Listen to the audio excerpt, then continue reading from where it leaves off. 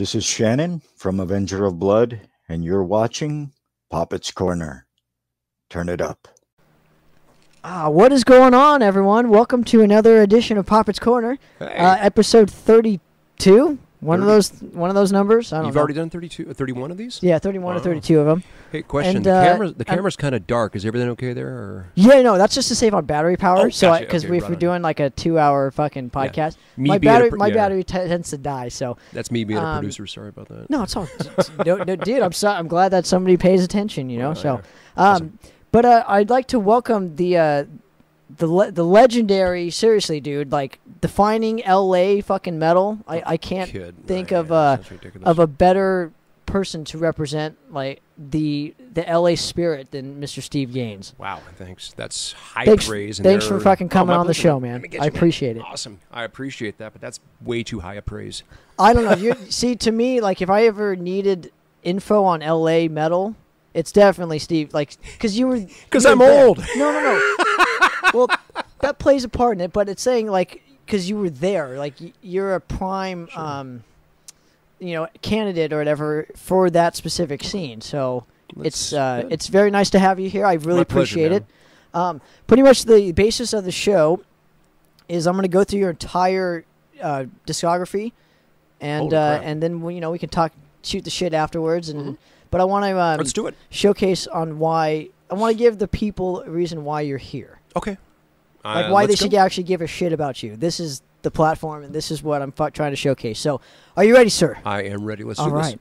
So, talk to me about when you picked up your first instrument. Oh, crap.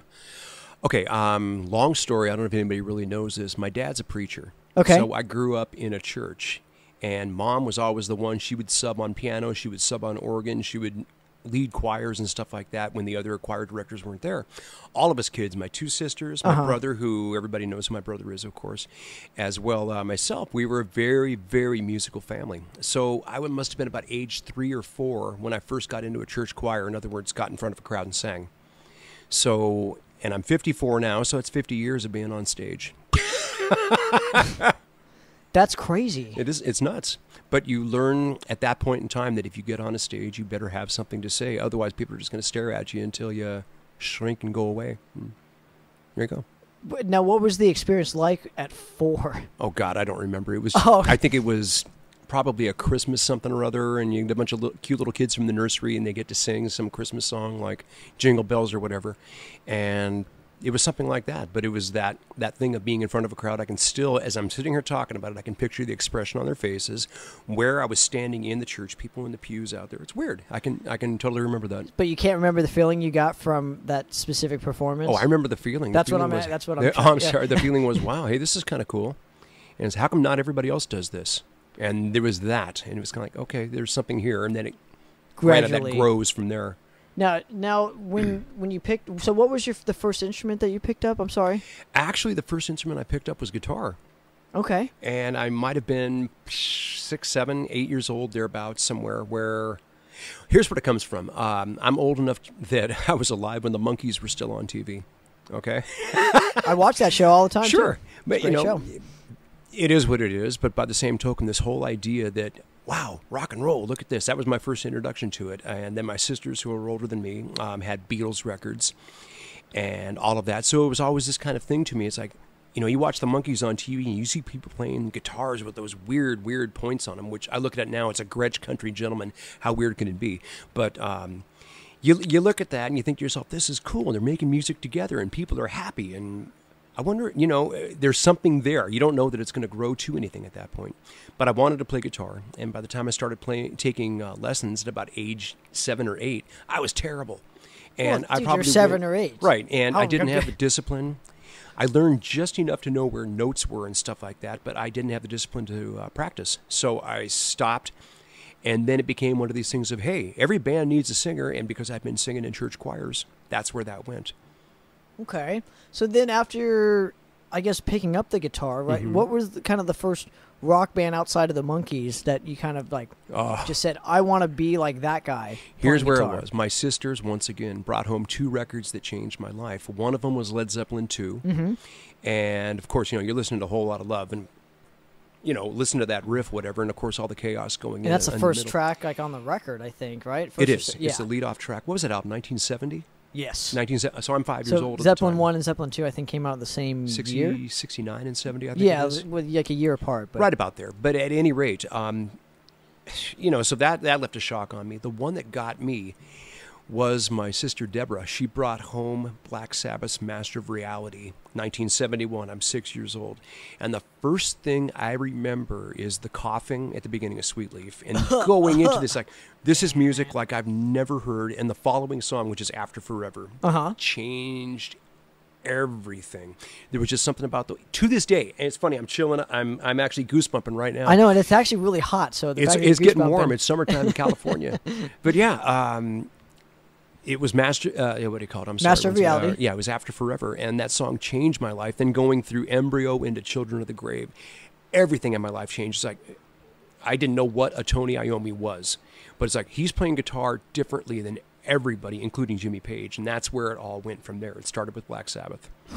I think Led Zeppelin, then Black Sabbath. I think everybody's story kind of starts with those two bands, though. Why wouldn't they?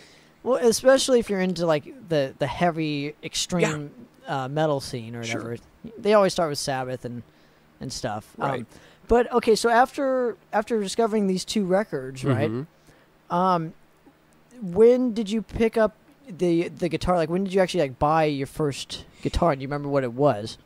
My first guitar ever was a Teisco Del Rey, and I bought it from a friend of mine for $25 along with an amplifier. Now, how much would that would be? What, $100 in today's standards? Those Teisco Del Reys go for over $1,000 now. Wow.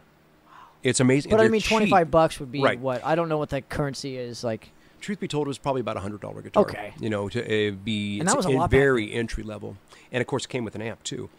But that was it. It's like my friend Andy Livingston. He had this guitar, and he never played it. It was there. It's like I knew everything worked. I said, "Hey man," I said, "Do you want that? You want to sell that?" He goes, "I'll sell it to you for $20." I said, "I'll give you 25," like a jackass.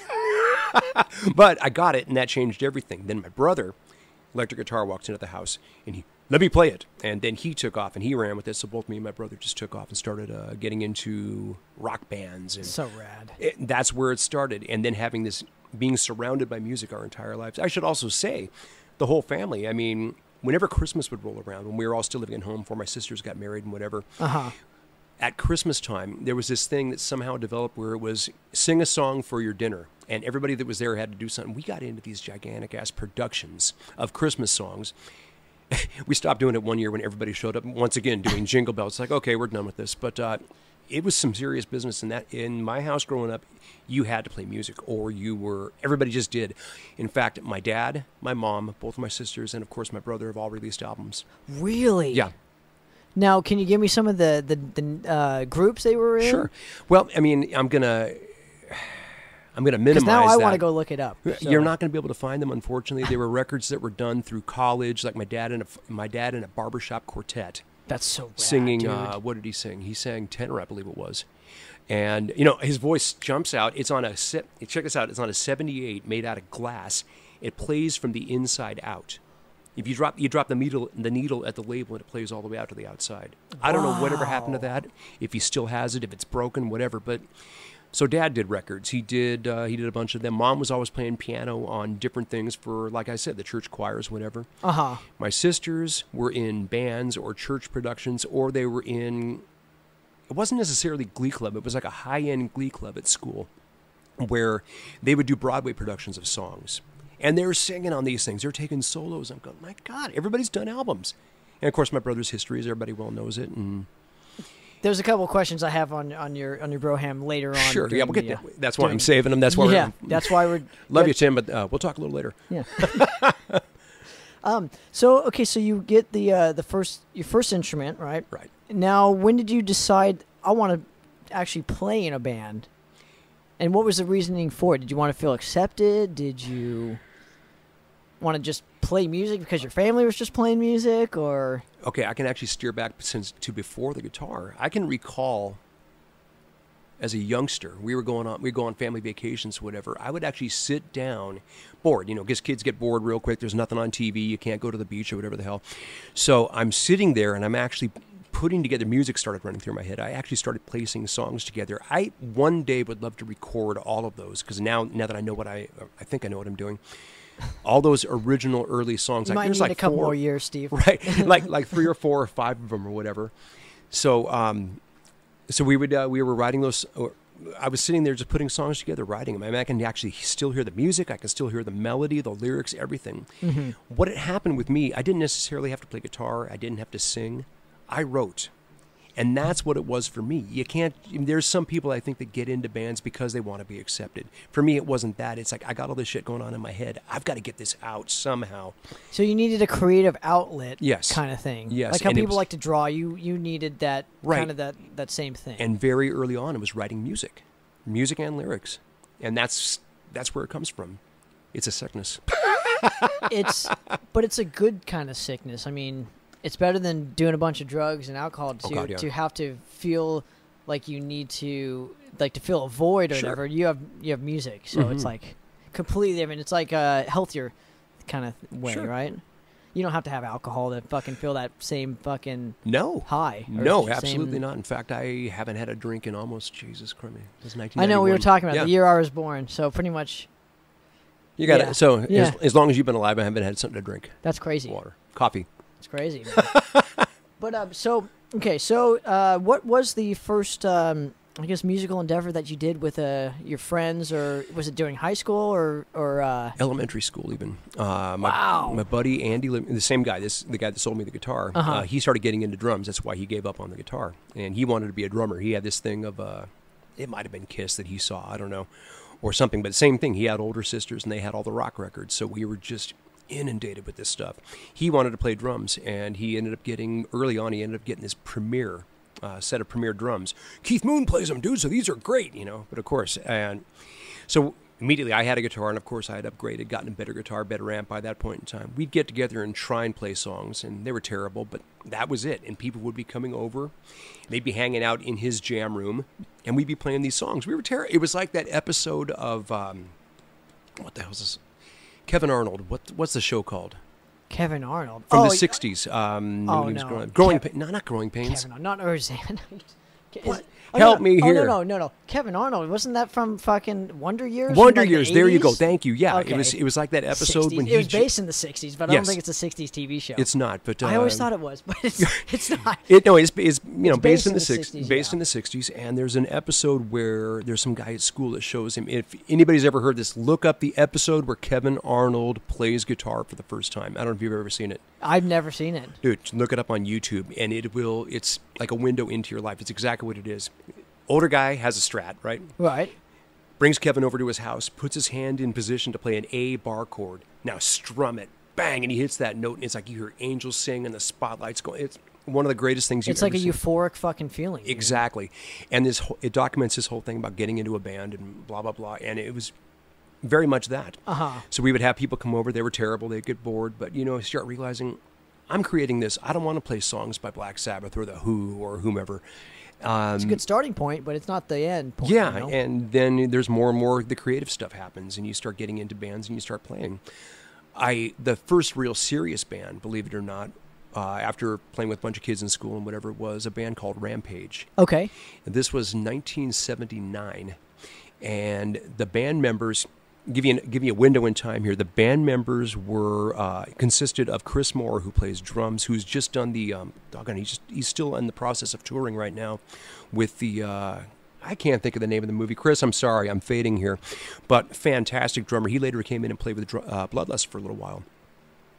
But it's a big production. There was a movie a couple years ago. Oh, you're talking the teacher that crap. What's it called? The guy from the State Farm commercials. That's like the drummer.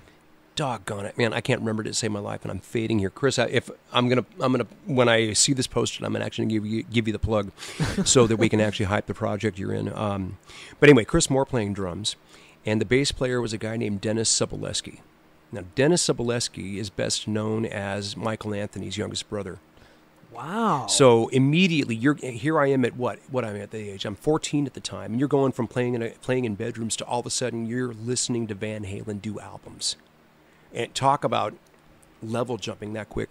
That's why Women and Children First, because they were working on the Women and Children. I love that album. Fantastic record. I've heard every version of that from drum tracks and scratch guitar and all of that, which most of that scratch guitar is still there.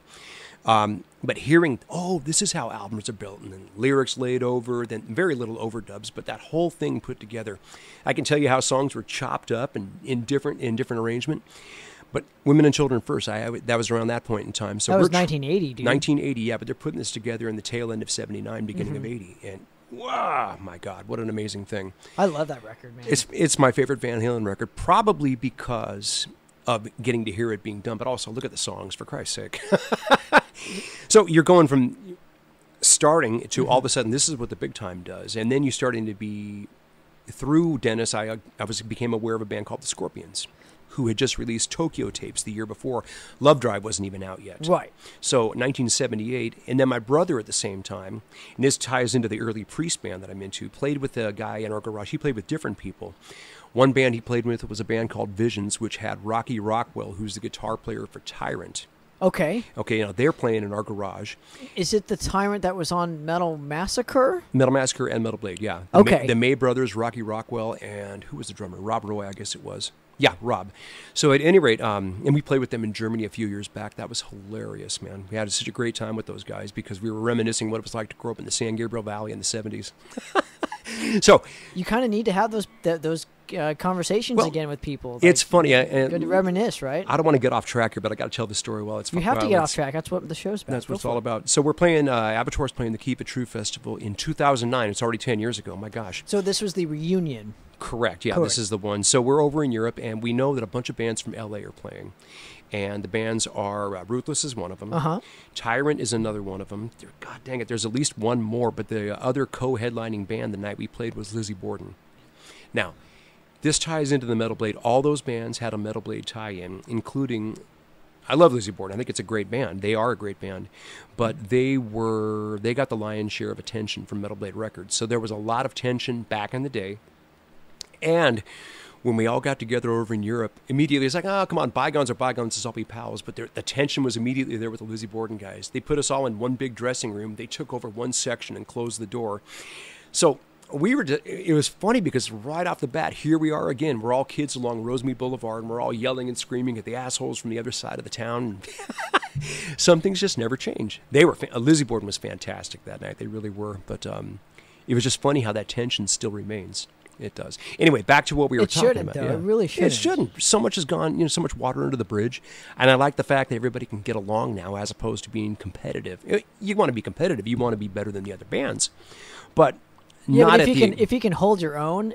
Right. And that you could be competitive like on the stage performance wise or whatever. Right. But if you can hold your own, like musically speaking, you have no reason to be competitive anymore because it's like, yeah, I know my shit's good. Yeah. And your shit's good too. Yeah. And it should be just that. And it should be fantastic. But I'm talking about the way it was competitive back in the day when people used to put slits in the snare drum head so that drummer plays halfway through a song, all of a sudden his head pops and gone, can't finish the song. Loosening up the fuses on the back of amplifiers. Do you think the internet's kind of fixed that problem? I think people just stop being dicks. Well, yeah, but the internet kind of exposed that. No, I don't know if they really did or not because there are still bands that will do that kind of crap. But, loosen up a fuse. Mm-hmm. So you play a little bit, and if the amp gets bumped around just enough or vibrates enough, that fuse pops out the back. And not just pops out, but shoots across the stage so a guitar player can't finish the song or the set. It's terrible. That's competitive. That's what I'm used to. I'm used to Sabotage. Oh, there was one band, too. and you'll see Sabotage. You'll see why it has to be nameless. I'm not going to name names, but there was a friend of mine who was opening up for a big band at the Whiskey. Okay. And they were one of these bands that refused to strike their line. So they left the drums up. Okay, that's fine. You leave your drums up. You do whatever. We'll set up down in the front. This drummer was such a douche nozzle to this buddy of mine. And he just kept, you can't stand there. No, I don't want you to put your stick bag there. No, you can't put this there, kind of a thing. Dude, it's not even touching anything. Prima donna? Total prima donna.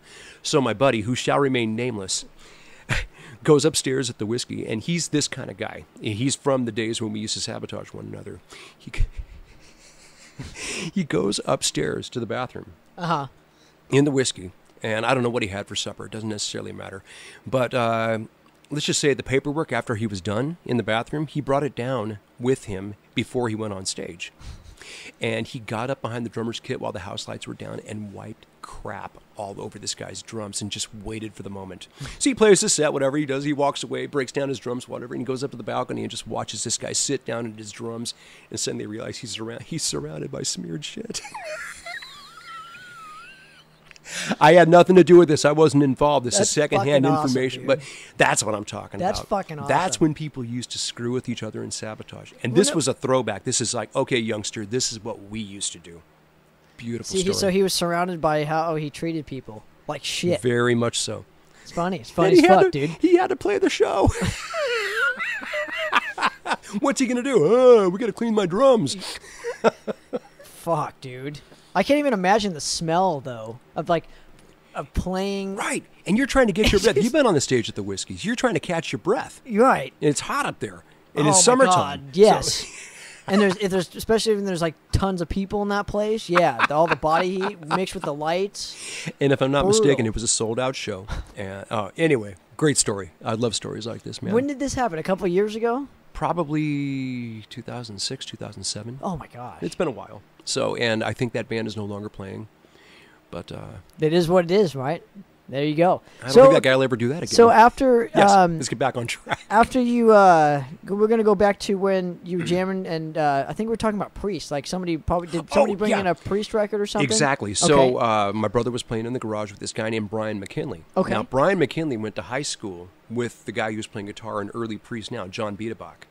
So it's funny because John and I have shared stories. Yeah, Brian was the one that got us into Judas Priest. So my brother, I'm going to bring this new guitar player over. His name is Brian. Okay, fine. So Brian shows up, and he really damn good guitar player. I'm watching this kid. I call him a kid because he was. We all were at the time. I'm watching him play, and we're talking about all the heavy stuff we're into. Oh yeah, we like Van Halen, and we like Ted Nugent, and we like this. And you guys have never heard Judas Priest, have you? What does that mean? Of course, keep in mind, we're preacher's kids, right? Mm-hmm. So we're thinking, oh my gosh, are these guys evil? Are they satanic? What is it, right? So, no, man, they're this band. Next time he comes over, he brings over Stained Class. And Stained Class, this is 1978, okay? So Stained Class was the current record. Yeah, that was the new one. Yeah, current at the time, right? And they were touring with Mahogany Rush. Yeah, right? That's a whole different story. So at any rate, he brings his record over, and I can remember him as clear as day dropping the needle on Exciter. And everything, when it changed with Black Sabbath, here came Judas Priest, and that was, I haven't changed since. That was the next chapter. That was the next chapter, and I pretty much haven't left that chapter. But it was that intense of a record. That's why I have such a bond with that album, and it's why I like that record so much. And that was everything. Everything changed at that point in time. It's like, wow. And then you start hearing more and more aggressive stuff. Scorpions come out with, what the heck was the album called? Well, they came out, Love Drive in 79. Yeah, that was the last one with Michael Schenker on it. Right, and they played the song Another Piece of Meat, which to me at the time was one of the fastest things I'd ever heard. And it was as fast as Judas Priest. It's like, wow, these bands are playing fast. Listen to this. And that's when all of a sudden I started playing. Accept and all those guys came out. Oh, I got the Accept story. Here we go. Oh, now you got an Accept story. Okay. Talk about getting to know Accept. So my brother was playing bass in a band called Stormer. Okay. And they're, big in L.A. And at the same time, there's this young band from Covina Covina in Hollywood. They're starting to blow up, and they're called Motley Crue. And we know the guys, and, because, what is it? Tommy was actually from the town of Covina, which, where Covina's at. Right. Real close to where the guys Park from... Right. And the guys from Stormer are all from right around there, too, as well. Covina, La Puente, Baldwin Park, all that whole area.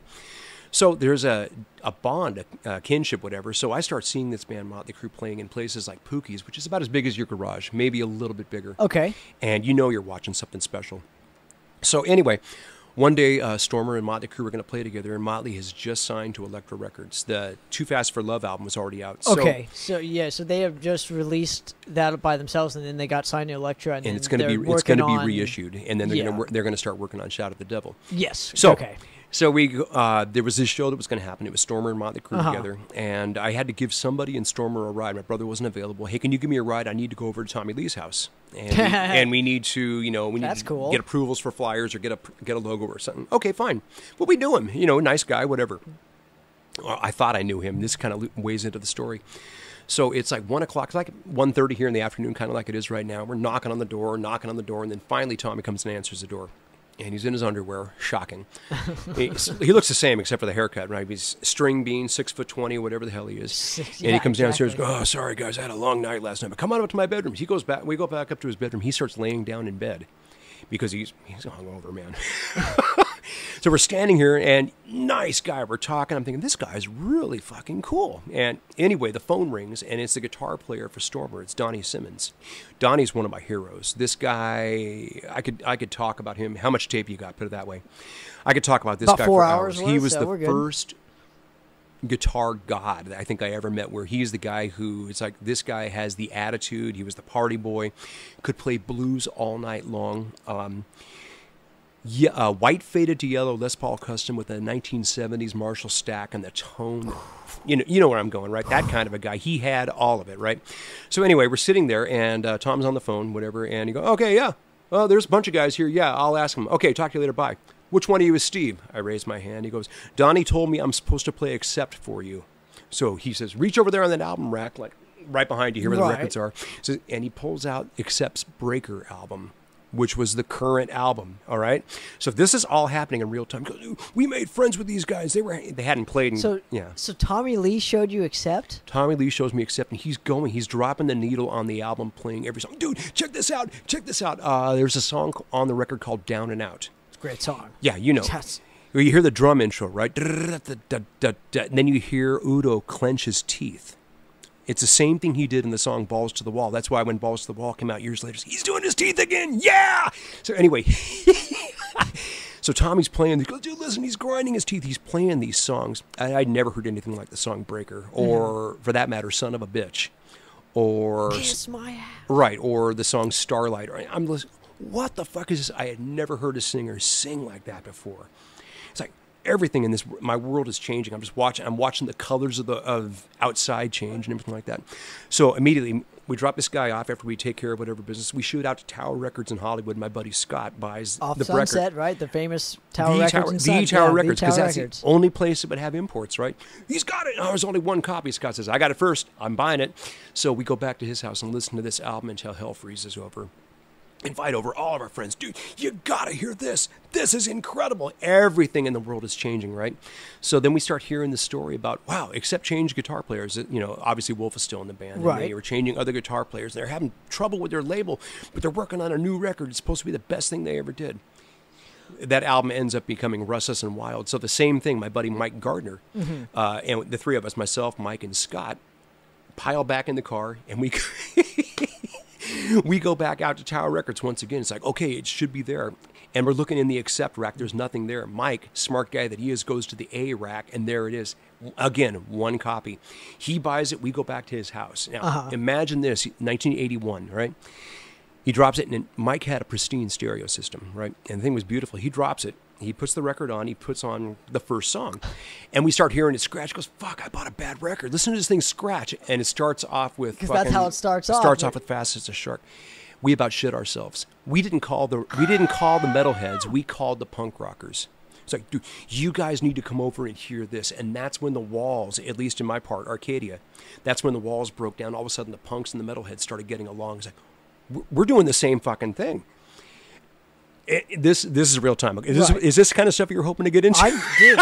I'm stoked. Dude, I can't wait to hear the first time you heard Motorhead story too. Well, we'll get into that, that's that'll coming. Tie into like some of the Abattoir stuff we'll get into later. But the Abattoir stuff we'll get into is going to have to double back to Accept. So we're going to probably stop right here and get into Motorhead. we probably will.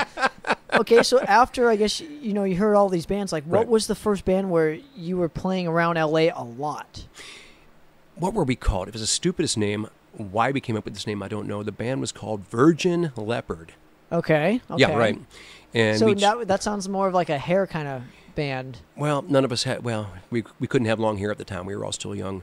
But no, it's funny. I think back to some of these songs. I was talking musically speaking. Well, of course, but this was very. It was very Judas Priesty. Okay. It was very obvious where the influences came from.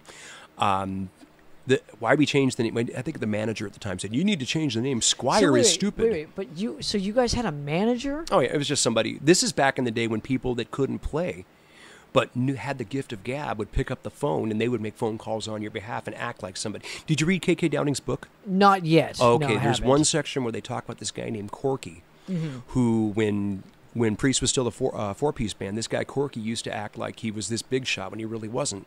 But people believe anybody that has the gift of gab. And that's why they got they got booked on a bunch of tours as transatlantic recording artist. Means nothing. He just made the word up.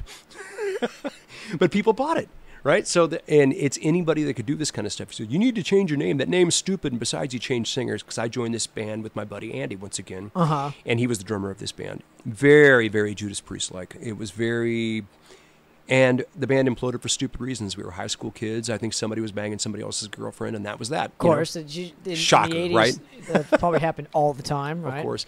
And then the guitar player the guy who wrote most of the songs later ended up going to prison for some reason as a youngster. And that was the end of that, so all over. But that band was really good. But I started to... Okay, what am I going to do next? I started playing with a couple of different bands. There were bands in high school. They were all very Sabbathy, Priesty, AC/DC influenced. There was a music store in Rosemead, and this guy named Ron Devu, great name, right? This was the early 80s, so that could work. He reaches out to my brother and says, hey, there's this band that comes in here and they buy stuff. He says, they're looking for a singer. They want to get rid of their singer. And it turns out that band was a band called, what were they called at the time? Wild Rose. This Wild Rose band featured Joey DeAnda, Jimmy DeAnda, a bass player named Randy Krauthammer, so it was a four-piece band. And we come into this. Joey is one of the most monstrous guitar players. I've known him, since this time, 1981, I guess it was. And Jimmy DeAnda later ended up playing drums in the Bullet Boys. He's also played, I think he just started playing, if I'm not mistaken, with Lynch Mob again. I may be wrong on that, so don't quote me. He just did the M3 festival with Black and Blue, that kind of a thing. Very good. Once again, a very Judas Priesty kind of band. It's just the way it is. So anyway, we're starting to rehearse. We're starting to do some gigs. This gets good. This is where everything starts tying together. So one day we're at a rehearsal at a place called Stormore, and this is in Rosemead, California. Okay, so we're still in Rosemead in like 81, 82. Right. This is all, they're 3, 4, 5 miles separated, so it's all the neighborhood. And Storm, oh God, what was the band that The band was called Stormer. Stormer just had kind of broken up, and then... They were still together at this point in time. They still were. So, but you had left. Is that what I it was is? never in Stormer. Okay. My brother was. Okay, gotcha, I know, gotcha. That's the confusing part. Probably confusing the crap out of you. So we're at rehearsal. This is the Wild Rose Band, or we were just changing our name over to Prisoner, because it's the 80s. This is what bands sounded like, right? They changed their name to something stupid. So we're starting to change our name, and these guys show up, and this guitar player shows up, and he sits down on the couch, backup guitar is sitting right next to him. And, hey guys, hyperactive as you could possibly be, looks like a rock star from across the room. He's like, oh, this guy looks fantastic, and I think we're missing a look. All right. First thing he does, he sits down, he grabs that backup guitar, and as we're playing, he's picking up the songs, he's watching, he's playing, and I'm listening to him strum between songs. He knew all the songs immediately just by sitting and picking them up. Guy's name was Danny Oliverio.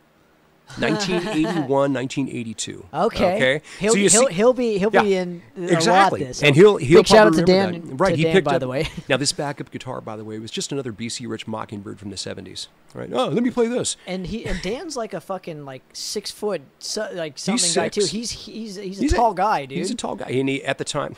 Sorry, bud. You know I love you. Danny used to be really handsome. He had the long bitchin' rock hair. I mean, and then like all the rest of us, we all turned into mud ducks somewhere down the road. Look at us all. No, he had this look about him. He was the kind of guy who walked into a room and looked like a rock star, and he could play guitar.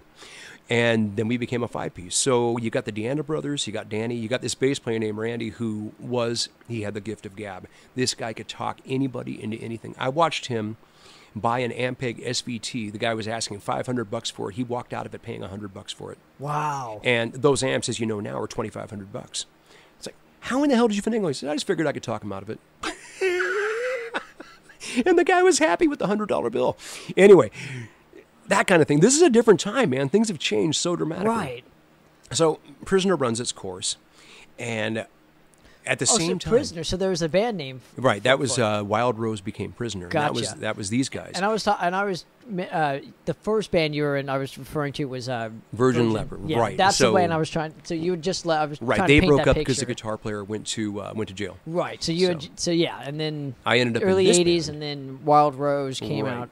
I ended up in this band. So the funny thing about this is this band was largely based, well, Randy was based in Alhambra. At Alhambra High School was this band called Abattoir. Okay, now, Randy won't shut up about them. He's like, fuck, you got to see what this Abattoir band is doing. They're doing this and they're doing that. He never stops talking about them. Who in the fuck? So anyway, dude, I just talked to Mel. Mel says Abattoir is going to be playing all original music now. They're not going to play cover songs anymore. Okay. Wait. Okay, so you see where this is going. Wait. Let me paint the picture for like us young kids. So back in like the late 70s, early 80s, yeah.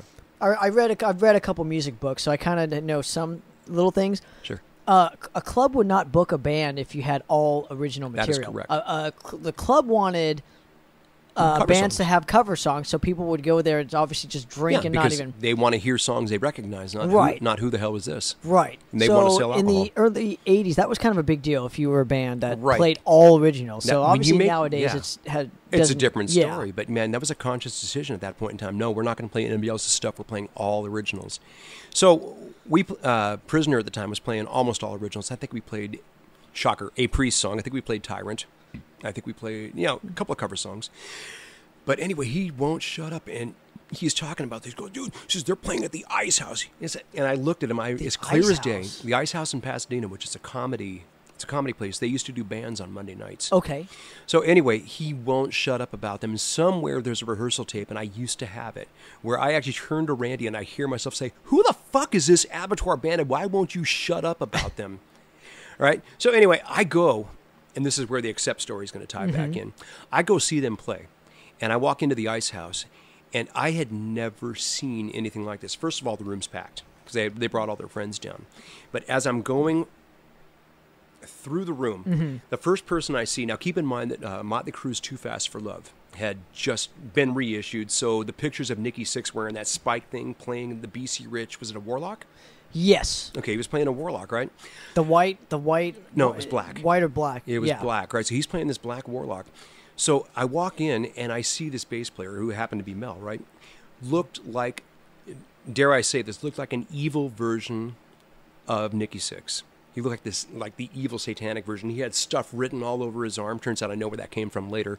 But he, on one arm it says "Take a wad," on the other arm it says "Schmegma." It's that kind of stuff. It's the comedy, the sense of humor. But he's playing this Warlock bass, and he's ripping up. From there, I look over to this side. I see Mark the Shark Caro. Mark, at the time, had his hair done like a witch. It went straight up and straight back down. He's playing this natural Ibanez Destroyer. One of the most insane guitar players I ever saw in my life. I'm watching these guys go back and forth. Way over here on this side of the stage is big, tall, kind of, I don't want to call him gangly because he was a bigger dude, Juan Garcia, right? Who still had pretty short hair at the time. I think he still had his pencil mustache. All you guys just know tall motherfuckers. Well, sorry about that. But anyway, so there's Juan over there, and Juan's not really moving, but he's, again, playing a BC Rich. What is it? The same one he still has. And every now and again I see it, and it's like, he's still got that guitar. He goes, dude, I don't take that out of the house. But he's over there, and he's got this stage presence that scares me. And they had this singer in the middle, which was Raul Preston, he later went by. And this is when all the Latinos were trying to anglify their names, which was the stupidest thing ever. Marketing purposes. Right. It was stupid because at the time, I don't want to call it racism because it's not racism. Well, it was ignorance, if you will. It really was ignorance. It's like everybody's people. That's a whole different story. It was not as accepting. Let's just put it that way. Right, and people were intent on changing their names away from being Latino. Anyway, that has nothing to do with nothing. But he's screaming, and he sounds exactly like Udo Dirkschneider. It's like these guys are like a fast accept. Every song is fast as a shark would have been their slowest song.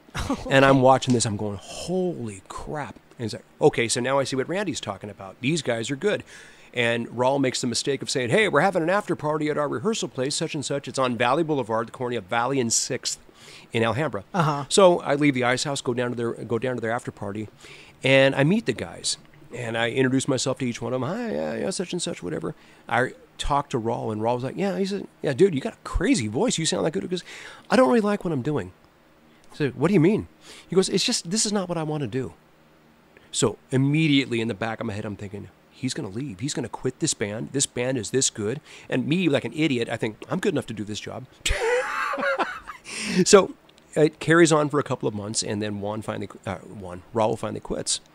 And they start holding singer auditions. Right. So I come down to the singer audition, and I'm not patting myself on the back, but I was kind of a shoe-in because I started... Wait, but you came out like after... Oh, we got to talk about... Yeah, we're going to get into Bloodlust in a second. No. Well, yeah, Bloodlust was first, but I mean, in the Abattoir thing, I thought they had a couple different vocalists before They had several you. vocalists. I think I was the 7th vocalist in the band. Okay. So they had several. So where are we here? So we're back to 83, pretty much. 83 or 84. Yeah, 83-ish, thereabouts. Yeah, I was 83. You're right.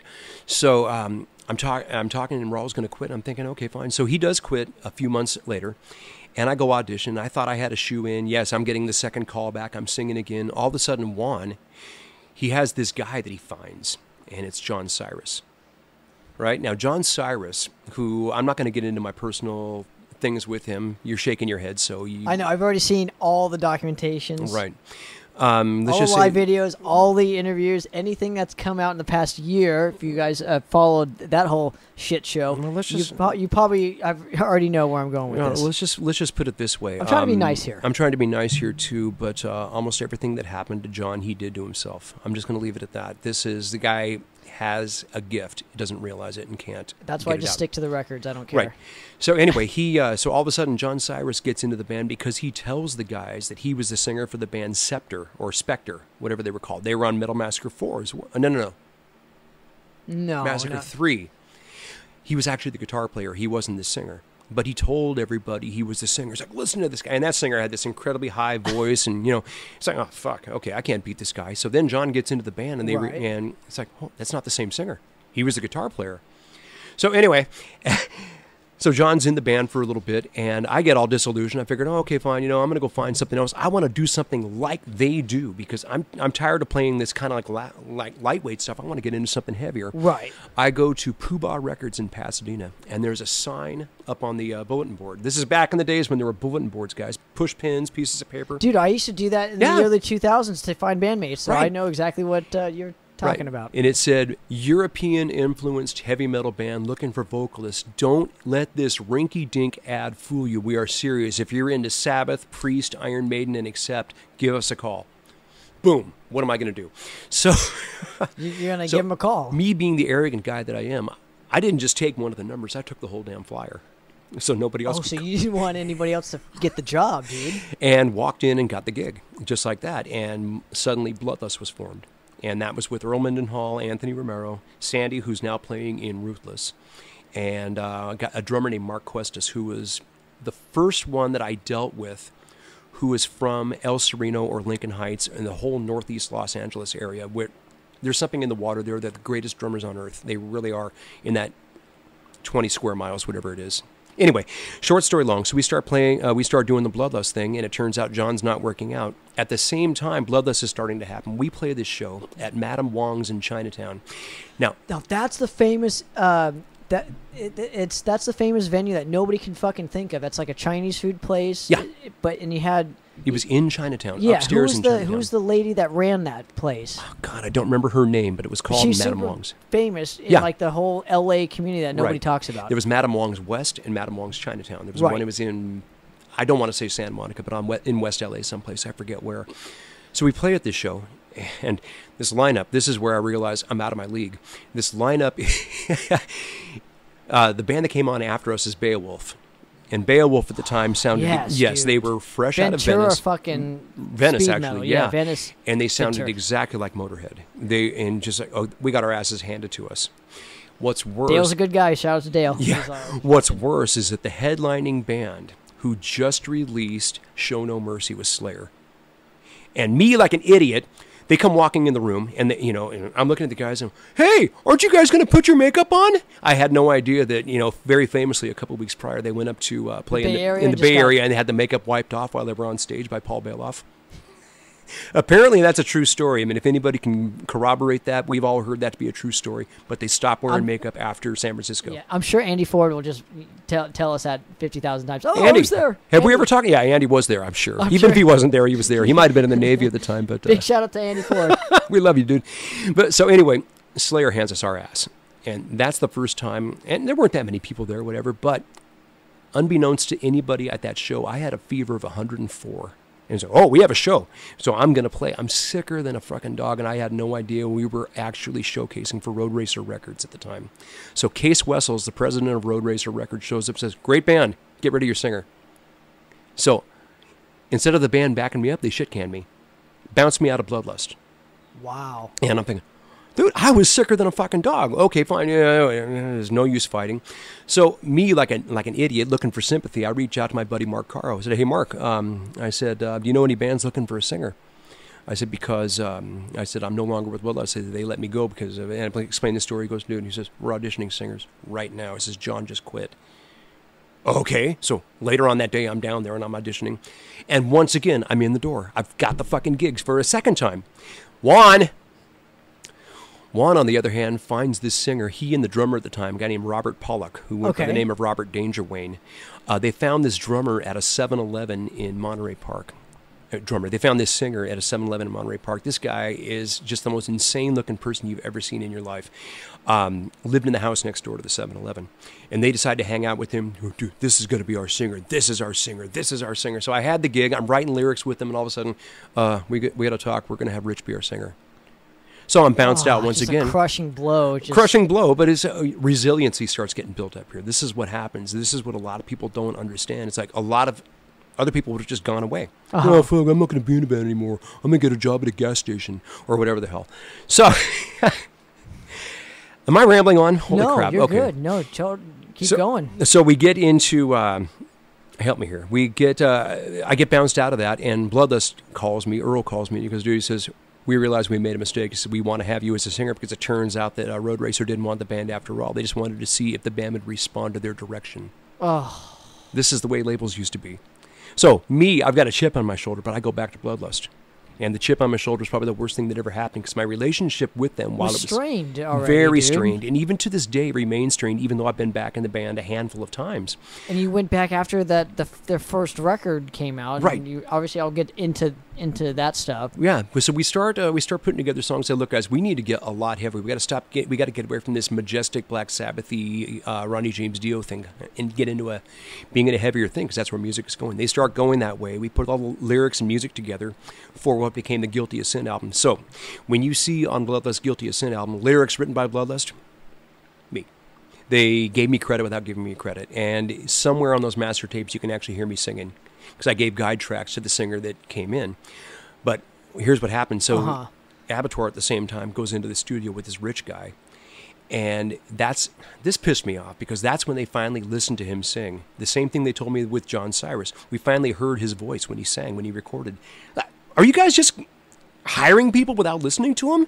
So anyway, they bring in this rich guy, and the rich is tone deaf to begin with. It's just absolutely terrible. Well, people wanted the look more than the substance. You know? And I'm going to get into this, and I piss off all the guys in the Bay Area when I say this, but what the hell? I've said it, and I'll say it again.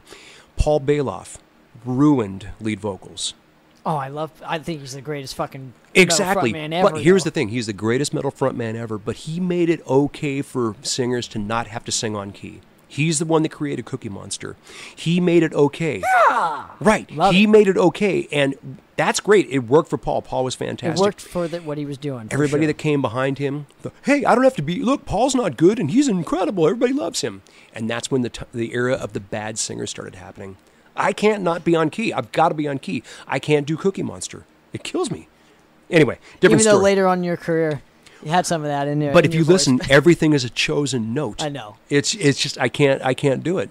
So where are we? So we are at they get in the studio right with Rich. Before you record the Vicious Attack record. Correct. So you got the phone call from Abattoir right. And say, oh, this guy can't sing. Right, and that's essentially what happened. So Mark Caro's calling me over and over again. I keep getting phone messages, and I'm blowing him off. It's like, I don't want to talk about it. When finally he gets me on the phone one day. This is in the days before answering machines, guys. So, okay. Really? I didn't know that, dude. I've always grown up with the answering machine. There was a time when people didn't have answering machines. This is 1984. Seriously. Answering machine was like $150, $200, $300, one cassette to another. It was a big deal.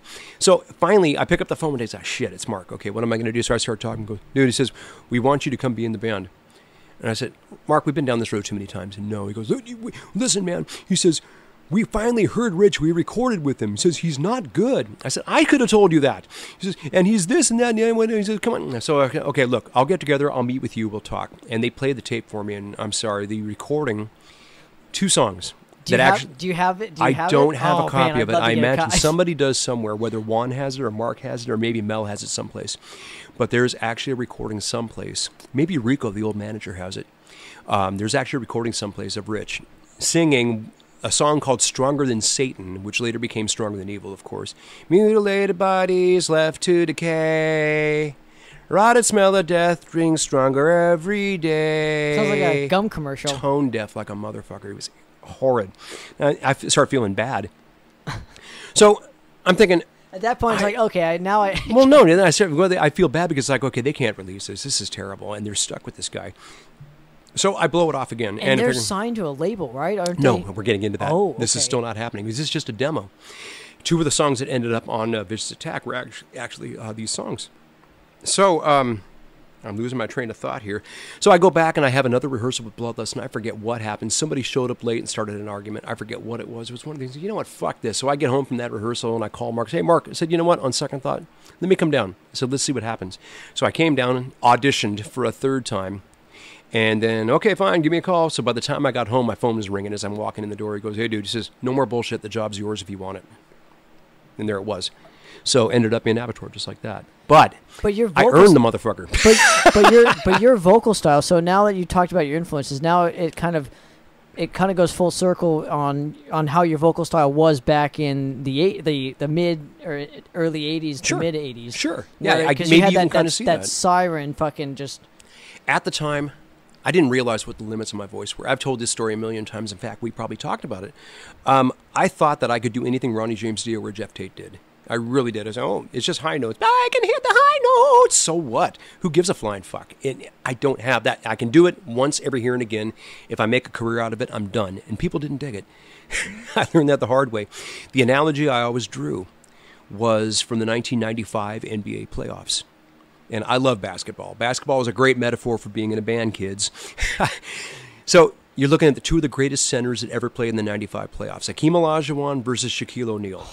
All this time I thought I was Hakeem. Very finesse player. I had grace and I could do all this shit. Until that tank just comes in and just fucking mows you over and say, oh man, I need to change my game. Not only that, I didn't have the finesse that I thought I did. It's like, God, I really don't have this, but I have all that mid-range shit, the stuff that Shaq brings to the center position. It's like, if I come in there and I just bludgeon the crap out of people, and everything changed just like that. But it was a long time later before I learned that. It was 1995 before I learned that lesson.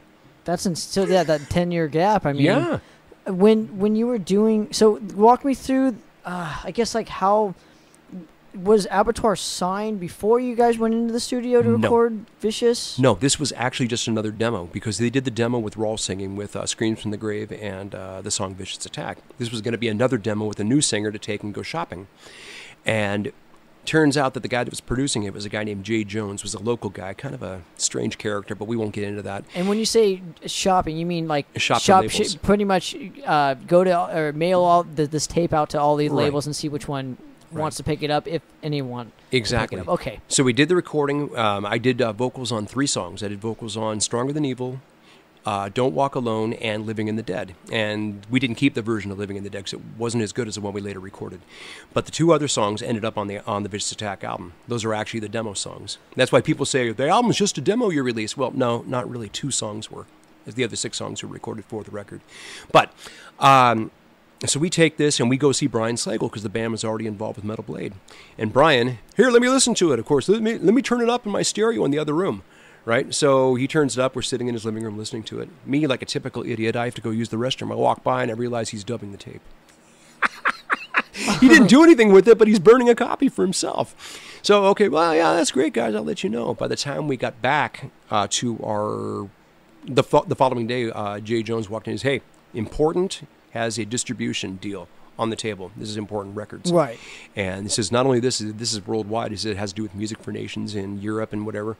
So distribution's a big deal. He said, you can actually put out the record on your own. And okay, fine. So we signed that. So we start working on that with the whole idea of, okay, we got a record to do here, and we start, where are we going to come up with funding? The manager's funding the album. Combat, not Johnny Z, but Steve Sinclair, and Right. I'm forgetting the other guy's name. They, without even hearing the band, they sent a contract in the mail. They said, here you go, because at the same time, they also offered a contract to Exodus for Bonded by Blood. They had the co-deal with Hell Awaits with Metal Blade and Combat. Right. They also did Possessed, the first Possessed album. Seven Churches. Right, Seven Churches, and what else? They did Death. They've done a bunch of other right. shit, dude. But on this day in 1985, these 4 albums were released, and we got in on that wave. So that we ended up doing that, and then we were signed to Combat, had all kinds of money for 3 months. Music paid my bills. And I'll tell you what, when that gravy train stops, I learned very quick. I ended up, as a result of this. Okay, I'm going to get off track here. Let me get back to it. No, you're good. So the Vicious Attack album's put out, and we want to go off on tour. Now, we finished recording the album. Now, what was it like to be in the recording studio for maybe like the first time when you were doing? When we were doing that recording. This is the first one Okay, record you've ever done, right? I'm going to blow your mind here. Does the name Jay Jones sound familiar? Not you have a copy of Killing Is My Business over there? I do on vinyl somewhere over there, yeah. Jay Jones produced Killing Is My Business. That was probably the other one you're trying to think of because that came out on Combat. Yes, you're right. You are absolutely right. And Jay Jones did Killing Is My Business as well. Possessed, He did Abattoir's Exodus, Vicious Attack. And what was the fourth one? Anyway, so he would do 10-hour studio blockouts. 5 hours went to Abattoir, 5 hours went to Megadeth. We were recording our albums at the same time. Wow. There was a lot of drugs and alcohol. A lot. Well, the story for that record goes half of the budget went to drugs and fucking alcohol, and then the other one went to the recording process of Killing Is My Business. Well, so that means a quarter of the budget went to Megadeth. But no, we put our money Right. into the recording. We got it done for relatively cheap, and there was other money left over that we ended up paying down some of the bills we ran up with the manager. But it's also a short record. It Vicious is. Attack is only like a 27 minutes long. Just a tick under 28 minutes, yeah. It's a short record, and yeah, we had other songs. And there's a cover song on it, too. It's Ace not of even... Spades. Yeah, Ace of Spades was in the set. We played it all the time. It's funny, in hindsight, people ask all the time, why did you do that? It's because the song was only 4 years old at the time. Well, yeah, it was, but it was synonymous at the time in Los Angeles.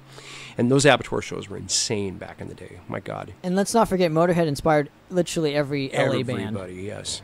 Absolutely everybody. Especially during the mid-'80s.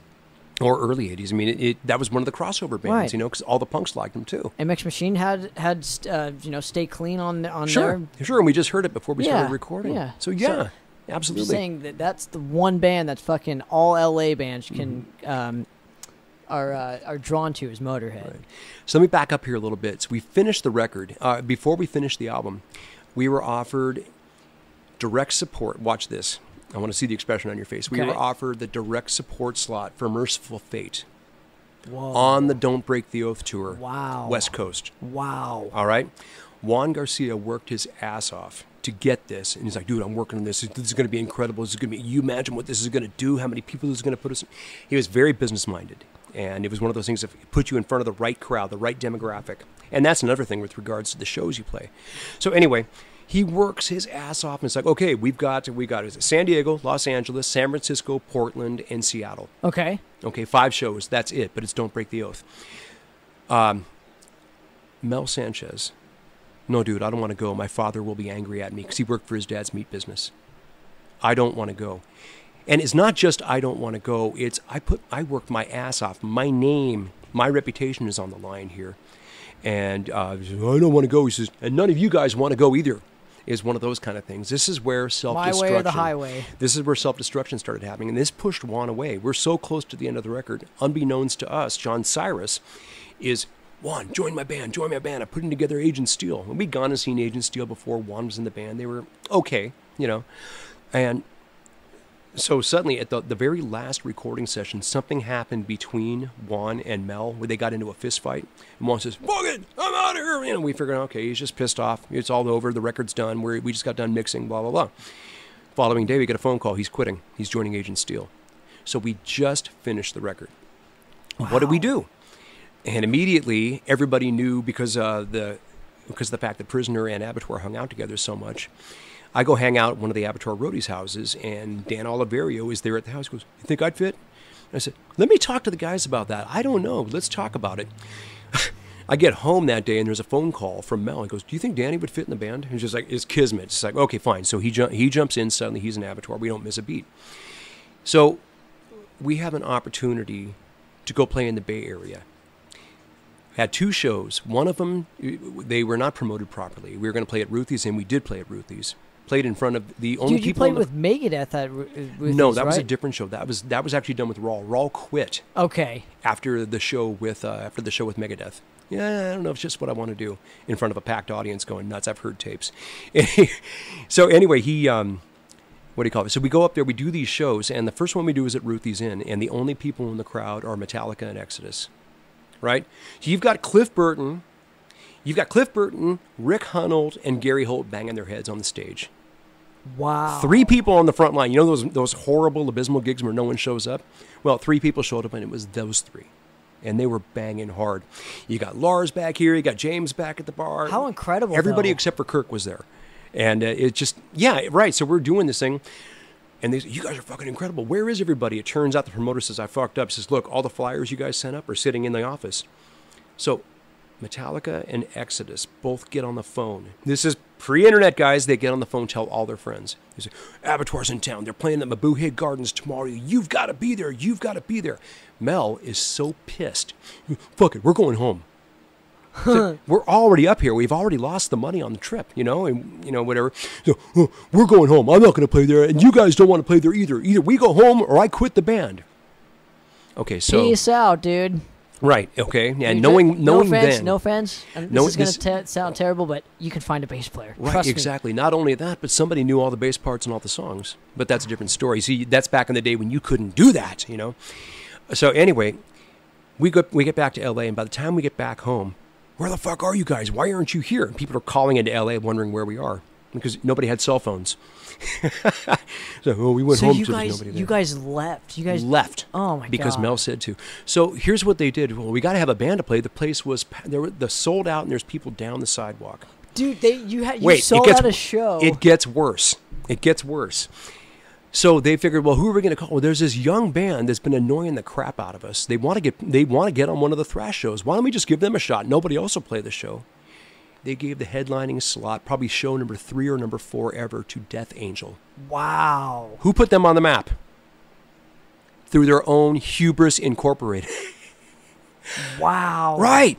Okay, so it's like, holy crap. That could have been you. Could have been. Dude, there are so many opportunities. There's so many could have beens.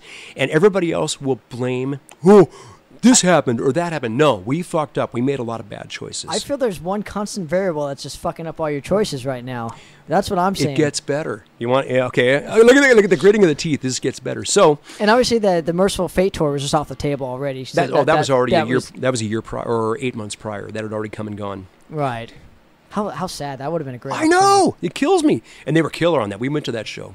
Anyway, so we have another opportunity. We're trying to sell this record, and it's like suddenly because Mel's not able to go out and tour. I can't go. My father will fire me. My father will fire me. It's like, well, what did we do this for?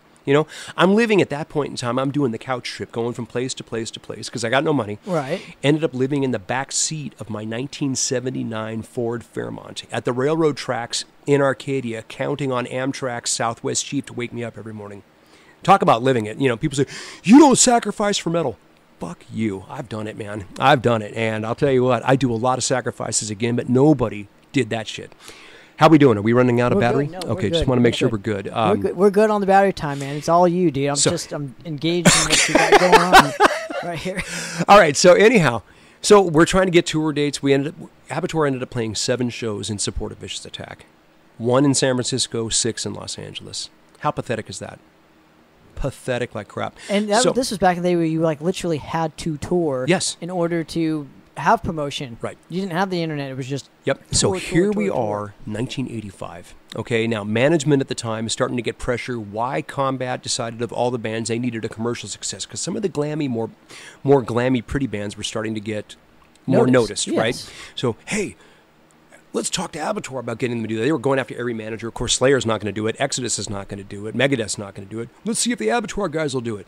So they start wanting to go in a more commercial direction. I start putting my foot down. I'm writing songs Where's that Tactics thing? We'll get into that. I know that's part of it. So let me get to that. And it's a long story. So I'm writing songs and everything. No, dude. We want to do this. We want to do that. It's going to be different. And I'm starting to get pissed. At the same time, I was dating this chick who was cancer. And women will screw your band up if you let them. Yokos. So... So anyway, it's a combination of things. So I'm arguing with the band because I don't believe in the direction. It's like, what are we doing? We're screwing ourselves. And I'm whipped, so I'm always hanging out with a girlfriend instead of going to play songs that I don't like. And this is where I develop the alcohol problem. I start drinking way too much, and I destroy my vocal cords. So I'm having a hard time singing. And this goes back to when, you had the air raid siren fucking vocals. So right, it was like, exactly. You couldn't do that 24/7 and drink and I wasn't, and of course I was chain smoking at the time. I was a stupid kid. You think, oh, this is what rock stars do. Let's just do this. So right? how old? Maybe mid-20s? Oh, 20. 20 years old. Oh, my God. Right? So I was a youngster. Wow, very young at this time. Or was I 21? 20. I was 20 years old. So at any rate, as we're turning down shows, we're at a rehearsal, down the hall at the rehearsal room, a different rehearsal room. Here comes Dave Mustaine and Dave Ellefson. Hey, Dave, what's going on? Mel hates. Oh, fuck Dave. Dave's an asshole. It's like, why? Because they're getting more publicity than we are. Because they're working. So anyway, Dave comes in. He goes, guys, he says, I've got the offer of a lifetime right here for you. He says, right now. He says, we're being offered a 40-date tour. It's going to be a co-headliner for 40 dates across the U.S. We're equally billed. We'll flip-flop. One night, Megadeth opens, the other night Abattoir opens, and we're going to flip-flop it. Mel threw a shit fit. No, we're not doing that because we're going to headline every show. Who are you? Nobody cares about Megadeth. Dude, right? And Dave, of course, and Dave being the voice of reason, figure that out. Dave's like, come on, Mel, you got to calm down. Oh, fuck you, this is terrible. Dave looks at me, he tasks me, he goes, come outside, I need to talk to you. He goes, don't listen to them. I hear the door close, and I'm going outside. So I go out. He goes, dude, he says, you better convince them to do this tour right now. I said, well, yeah. I said, but why are you so imperative on this? What's happening? He goes, they're auditioning singers right now. I said, beg your pardon? He goes, if you don't get this tour, this is the last thing you will ever do with Abattoir. Wow. Interesting. Dave Mustaine told you. Dave Mustaine tells me this with Dave Ellison standing there and Jay Jones, the producer. All three of them are standing in a semicircle around me. So as we're having this conversation, I'm being thrown a cold glass of water. I would just say, look, we're doing this or I'm fucking leaving. Right. They said fucking leave. Oh, shit. Right. They said leave. So, I can't lose my gig. What am I going to do? So I stick with it for a little bit. And, of course, I do one more show and they shit can me. So. There's still one constant variable that's like fucking up this whole, like, Steve Gaines could be famous fucking, like, fame tyrant. is a different story. No, but I'm saying, like, successful. Well, here's the thing. Seems like you have, like, that fucking... Worse is that guy could have been even more famous. He held himself back. That's sad, dude. I'm going to venture off on something that has nothing to do with me, but he actually auditioned for when Cliff died, for Metallica. Turned the gig down. I don't want to. He swears up and down. He swears this to be true. Mel Sanchez. James Hetfield told me I can't be called Mel Sanchez anymore. I got to change my name to Mel Smith. Who's the bass player for Metallica right now? Robert Trujillo? Trujillo? Enough. So when I talk to these people, hey, dude, why are you always so bitter about Abattoir? I loved that fucking band. I do. To this day, I love that fucking band. But just like when you factor but you constantly talk about it because it's you're constantly being interviewed about only that specific project. Exactly. That's just like one piece in your whole history, Sure. So I get bounced out of that band. Right. And I figured, okay, fine, I'm going to start doing my own thing here now. And I've got all these songs I wrote, and I put together this band called Tactics. Well, wait, no, that was way later. Not really. We're gonna get to Not the really. Bloodlust. It was 1986. Oh, okay. I thought you did Bloodlust, the Terminal Velocity. There's a step. EP. There's a step in the process. So I put together this band called Tactics, and all the Abattoir guys. Oh yeah, Steve's doing. They went out and told everybody, I'm never going to do anything again. You'll never hear from Steve Gaines again. And that's where the resiliency comes in. The funny thing, I've had a bitterness about one of the songs they used without my permission. Yeah, there you go. There you go. They used a song of mine without my permission, and it's like, well, you guys didn't even run this by me, whatever. So what does it matter? You're never going to be in a band again. You're done. You're history. Wrong thing to say to a guy like me, because when somebody tells me I can't do anything, here I am 30, how many years fucking later, 34 years later, still pissed about it. It's like, I'll show you. I'm writing another album right now. I don't think you're pissed anymore, though. I think what it is now you've proven that you're here. Right. So Tactics is coming together. Right. And we start playing, and they think, oh, this is, that's cute. Oh, Steve's trying again. So we play this. We play most of the songs that are on the first record, the Master Plan album. Okay. And I remember for this because Danny Oliverio was in the crowd, and I remember him, hey, buddy, what's going on? Then I can see him. Our first show ever was at the Whiskey, and I see him. Hopefully, because he's so fucking tall. Right. It's like... He's sitting up in the balcony at the Whiskey, right at the top of the stairs, looking down at me with a hate stare. The following day, I start getting hate phone messages, or following 2 days, whatever, from Mel, from Mark, from everybody. Suddenly, I'm a threat. It's like, oh shit, that band is good. And it sounds like what Abattoir's second album should have been a lot more like. Right, what people were expecting. Anyway, so I keep doing that band. It imploded. But are you playing bass in this project? I did. When did you start picking up the bass? Because your brother had picked it up. Sort of. It was the first shows we did. I borrowed a bass from him, but we couldn't find a bass player at this point in time. Billy Sheehan, David Lee Roth had just done Eat 'Em and Smile, so everybody wanted to be Billy Sheehan or Steve Harris. And look, I love watching a great bass player play, but sometimes you got to play the song. We've talked about this. My favorite bass players on earth are Cliff Williams, Ian Hill, and Peter Baltus from Accept. Just because those guys just brought thunder, and you knew they were there, and you know they're there. So, and I'm glad to see Cliff's going back to AC/DC. Let's see what happens. But that's a different story. I just wanted somebody, so we're bringing in bass players, and they're all doing, I play flat wounds, and I play with my fingers, and I... That's great, too, if you can do that. That's fantastic. And I say, let me see your bass here for a second. No, play more like this. I'm playing the songs, and I'm singing them. It's like, this is a no-brainer. So you just picked it up, and off it went, dude. So now you're fronting the band and playing the instrument. So this is... I started off the first couple of shows singing, but then went over to bass, because we had to sit in bass. This is the first time that I'm hearing that you're actually like being a front man, because now it's like you're playing an instrument and having to sing. So now you're having to put on the show without just the microphone. Correct. So how did you transition into that? Well, the seed was first planted because, like I said, at the time I was a decent enough guitar player to be able to play songs. Abattoir always had extra guitars laying around in the rehearsal room, and when Juan quit, at the very first time we tried rehearsing as a 4-piece, and it was empty. This is before we thought about Dan. And I picked up this Dean Flying V, very similar to that one. Okay. Right? Except it was white. I pick up this guitar and I start playing it, and Mark looks at me and goes, there's the answer right there. Says, you can play it. Says, I'll do all the solos. You just play rhythm guitar like James. I don't think I can do it. So we ended up going 5-piece. But that's where it all started. But I knew I was a good enough player to be able to play bass. So I played bass and started singing.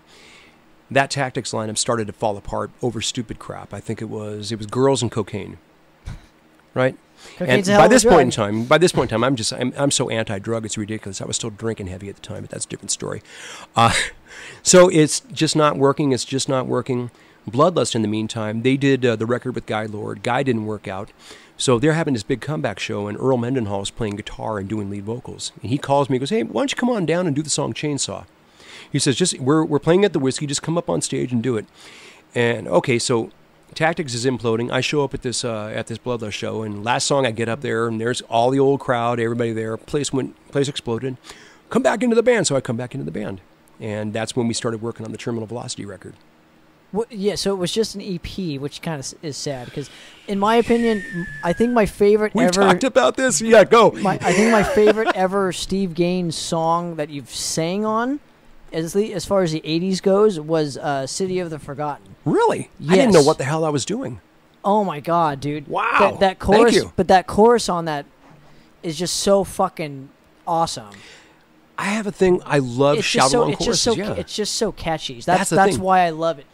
See, I've forgotten, nowhere to run. It's fucking awesome, but you still have the air raid siren, and there's a kind of like there's more meat as a singer. You had more meat on your vocals for that EP as opposed to the Abattoir record. Right. That's why I really was a lot more diverse. That's really why I really love that specific era of Steve Gaines in your history is that EP, because there's weight involved and there's screaming, soaring vocals. So it's like you get the best of both worlds. If you want the best of Steve Gaines, in my opinion, I would show them the Bloodlust. That's a nice compliment. Especially that specific song because it's just so fucking metal. And I wish you guys would play that once in an Anger's art set because I really love that song. I'm just going to put it this way: you never know. And I'm just going to leave it at that.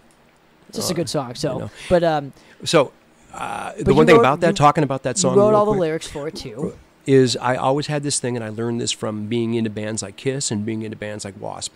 The shout along chorus is the whole idea that what that does is people that aren't in the band, that makes them part of the band. They're part of the choir. And it's funny because Rob Alanis calls them football choruses. It's great. And anything you can do to get everybody to shout along, to me, it's the greatest thing that there could ever be. Eat my diamonds, dream, right? Yeah. It makes you a part of Priest for a minute. Goddamn. There's a reason why Iron Maiden's Rock in Rio is so regarded as so iconic for live shows because the crowd is so involved in their songs. Fear of the Dark. When that crowd, I mean, I'm old enough to remember recordings when the crowd didn't sing along. Or Hallowed Be Thy Name. Right. Same thing. Those are the two that like. It's amazing. I love that crap because that's the only time I think there's such a separation between band and crowd. There shouldn't be, but there is. But that's the only time when everybody is one. And that's what I love about that, is that's when it's like, this is ours, people. We may be making the noise, but you're singing it, you're carrying it. There's a video, I think we've talked about this. There's a video of Rod Stewart back in the 70s or 80s. I think we've talked about this. He's playing at Wembley, the old Wembley Arena, or Wembley Stadium, in London, and his voice is gone. He has no vocal cords whatsoever. So the video camera is actually on the drum riser. You can see Rod, and he says to the crowd, he goes, there's no way I could have canceled the show. He says, so you guys are going to have to help me sing this. And there's video of 80,000 people singing the Rod Stewart songs to him, and he's just leading the choir. It's awesome, dude. He's the conductor. Much as I'm a big fan of Rod, and I am a big fan of Rod Stewart, but I would pay extra money to have watched that because you're seeing something you'll never see again. Chills. It's like Queen. Yeah, Queen it's the same thing. Queen, come on. The Radio Gaga thing, for Christ's sake, the stupid clapping of the hands.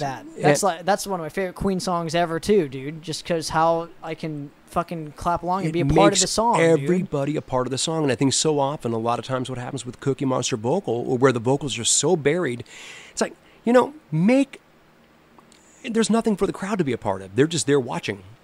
Make them a part of it. That I definitely try to have that in my songs. You do. It's obvious. And we have parts where I fucking just get the crowd involved. That's the name of the game. That's the name of the game. This is us together. It's not me being the rock star. This is us. Yeah, but you can be brutal and still have people involved. Right. Now, you can be brutal, and you say it with a grin on your face. That's the other side of the coin. I just don't. We're changing topic here, I can tell. No, but you can have it all, though. And I slowly am proving that to people. It's like, no, you can have catchy songs, be brutal still. Right. Be a heavy band and still get the crowd to engage in your material. Exactly. Dude. And then you get these people to do this ultra, we are evil this next song is from our, well, guys, stop that crap. And then the guys with the facial expression, and why does everybody do this?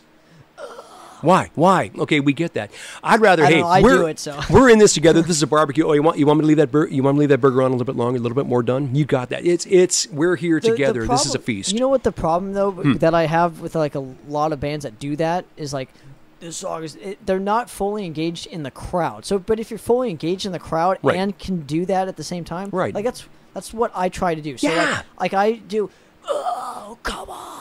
Like something like fucking like shouting in their face, just getting them involved in the show. Mm-hmm. So if you can do that without compensating the the live aspect of it, like bringing people into it.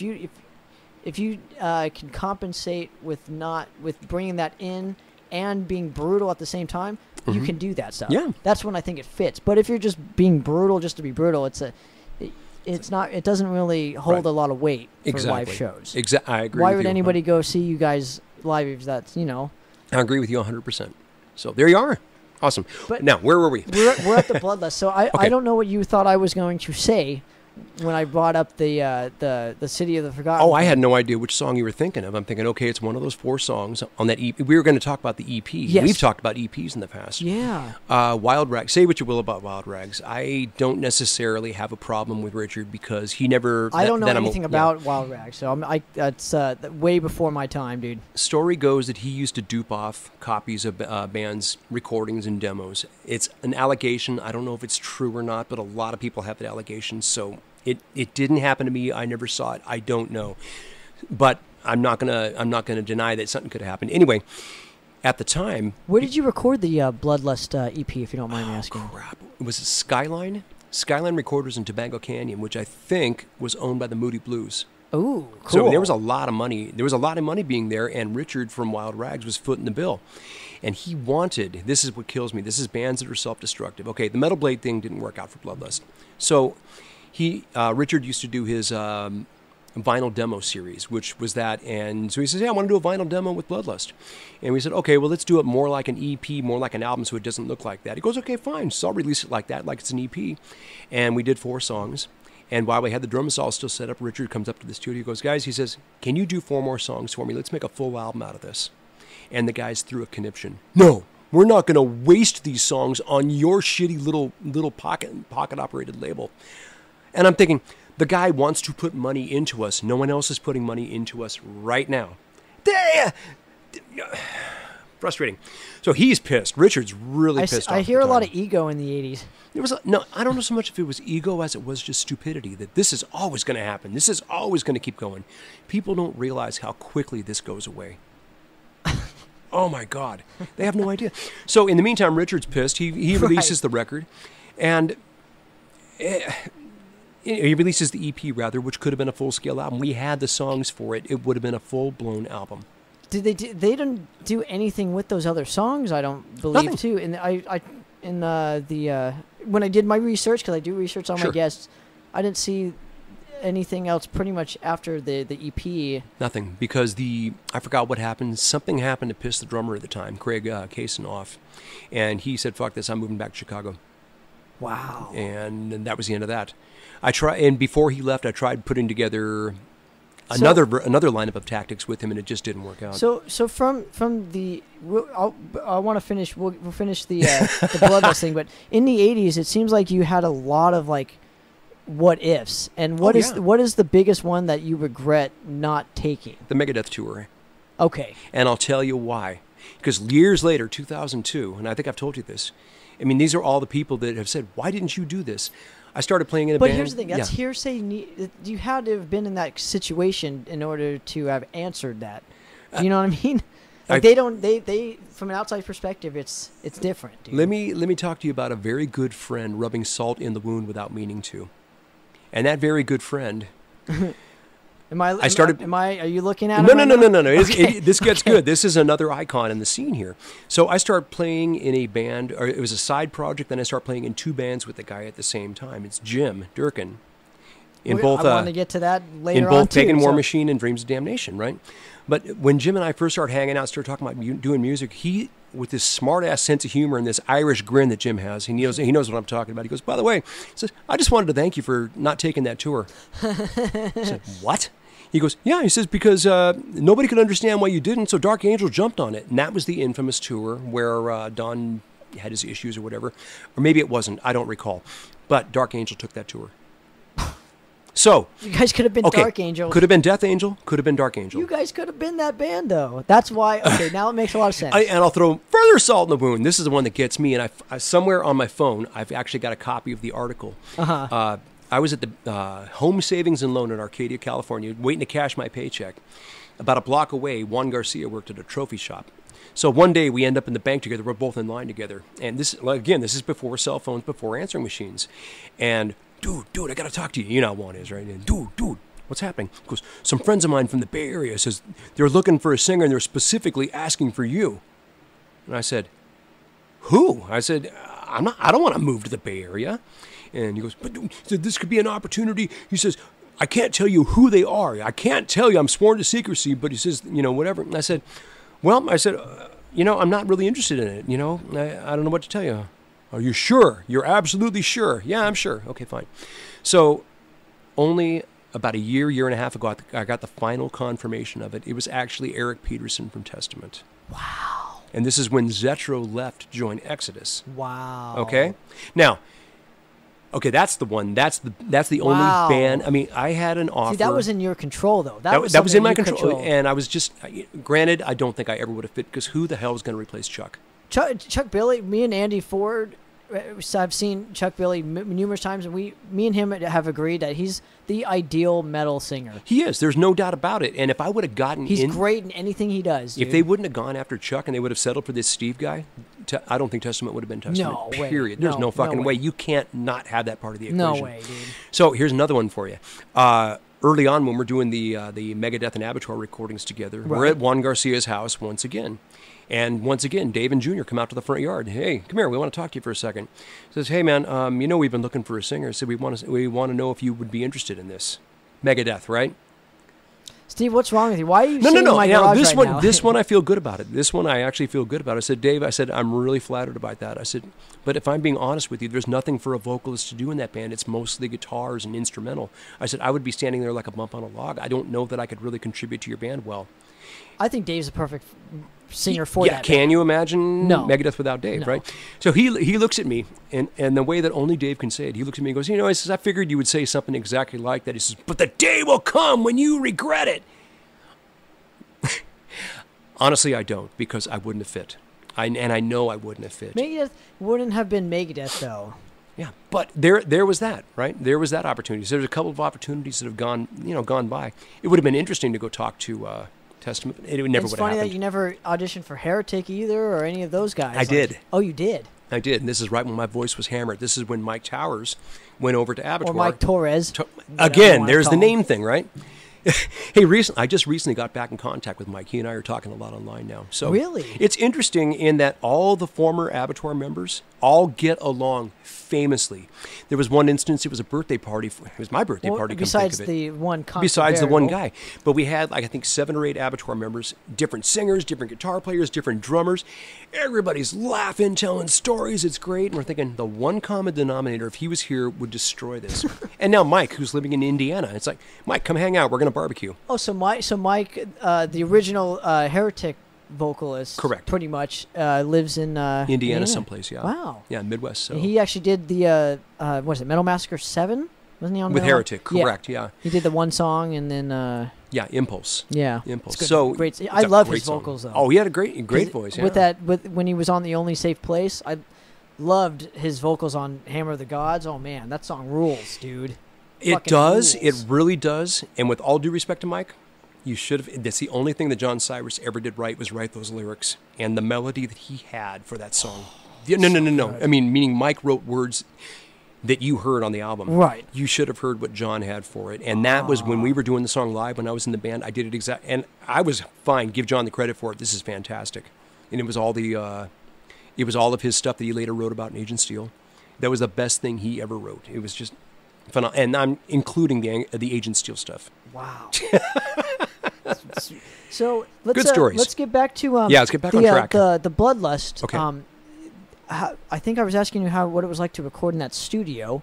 Yeah. And then Wild Rags picked it up, and it was going to be like a full length. You guys only wanted to do 4 songs, and then the band implodes. It was just kind of, the band had been working at it for a long time. The thing was, the writing was on the wall. I mean, there was no creativity. New songs, everything was a fight. Meaning not a fight, but it wasn't working correctly. So the new songs weren't flowing. There was no good chemistry. The chemistry was gone, and people were saying to us, there were longtime fans, something's wrong, guys. It's not working, and we all knew it. So it was time to go. So then, what made you want to revisit the Tactic band? Because that was the next project after. It's where my heart was. That kind of music. Again, it was back to because Bloodlust was getting a lot more, I don't want to call it prog, but a lot more of the GIT kind of a thing. Became very much a guitar histrionic show, which is fantastic. It got away from the song structure. More like a more jammy kind of right, band. And it was fantastic. But then more technical, more this, more that. Okay. Right. But I had all those songs that ended up on that thing there, and so I said, okay, let's put together another Tactics lineup. And the initial lineup involved Craig Kaysen, who was the drummer for Bloodlust. Okay. Right? And also the guitar player, vocalist for Damn the Machine with Chris Poland was a guy named Dave Clemens. Okay. If you look close, he's actually in that video. Okay. You know? Okay. So, I mean, there are always some big name guys and whatever. Yeah. Oh, gosh. Holy smokes. Look at that. Look at how young they were. Oh, and talk about people that came through. What the fuck is up with that look, though, dude? It's just like... Dude, I used to be handsome. What the fuck happened? It's all over now. God, something happens. You get old and you turn into an old dog. Hey, I just let you call it, man. I'm not saying anything. Just wait, bro. You're not too far behind me. I don't want to even think about that. The big guy in this band. That's why you got to take advantage of it right when it's happening to you. The guy in this particular lineup that I got to give the biggest shout out to in the second Tactics lineup is a guitar player named Sin Kirin. Yeah, I have yet to meet him. Sweetest guy. He went on to Ministry. He went through a bunch of different bands. He is now like the right-hand man for Al Jourgensen in Ministry. Yeah. And he's got another band now called Three-Headed Snake that's playing... Are they playing Bloodstock or are they playing... They're doing one of the European festivals. At any rate, though, he's got 1,000,001 things going on. Sweetest guy. I would do anything for this guy. It's funny because it's at the point for Sin, and I think he knows this, and we've done this actually for each other without going into detail. The measure of a friend is not who goes to my gig, it's who is there when I need them. There have been instances where, hey, dude, I need you. He's there. There's same thing, vice versa. Hey, I need you, and I'm on the way. Give me 20 minutes. I'll be there. Or you are definitely that kind of guy. That's why I appreciate you. Right, and it's just that. He's just that kind of a guy. We rode that band he came in 1989, which is when the second time the band got together. And we rode it out all the way till 1999.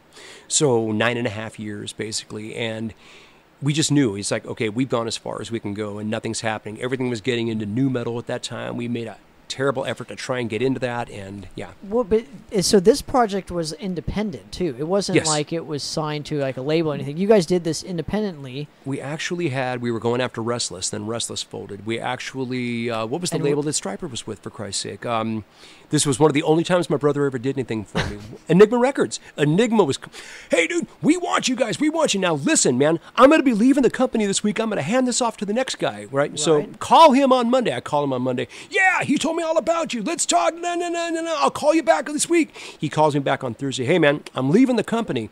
He says, but I'm going to hand it off to this next guy. Next guy. Yeah, they told me about you and whatever. Enigma was contracting. Enigma was folding. So that was that. Then we bounced over a possibility with Restless. Then there was a possibility with a subsidiary of Warner Brothers. So we were just like, let's put money into this. Let's make things happen.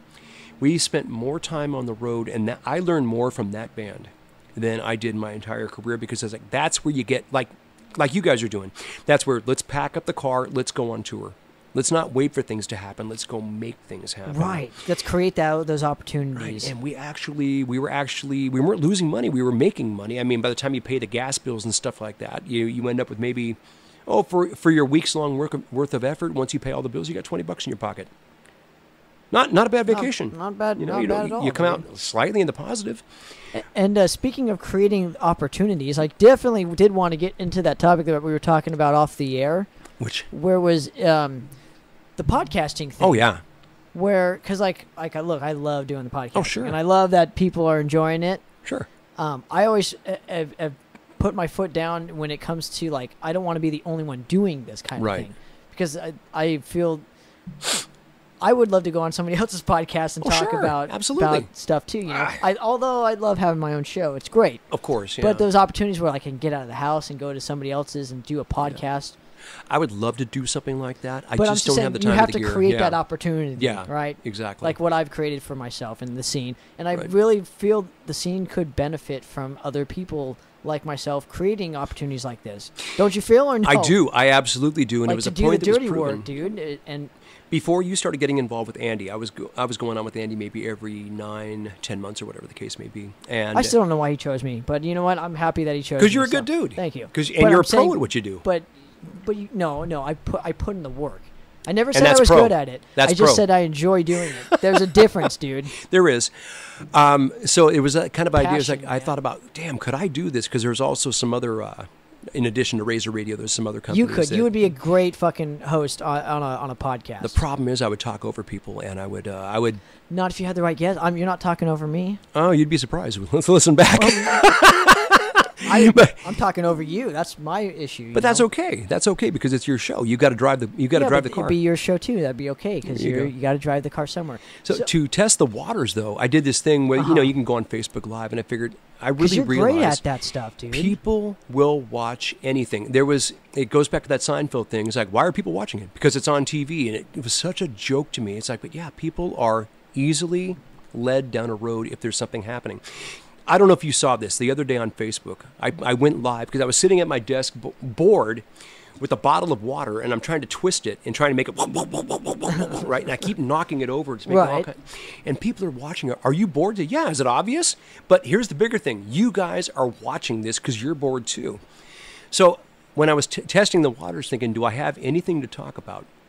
I started watching Sin when Sin was on tour with Ministry. He would go Facebook Live, and he'd sit there in his hotel room, and he would talk about, well, say, here's what I'm doing. Just ask me questions, and I'll answer them.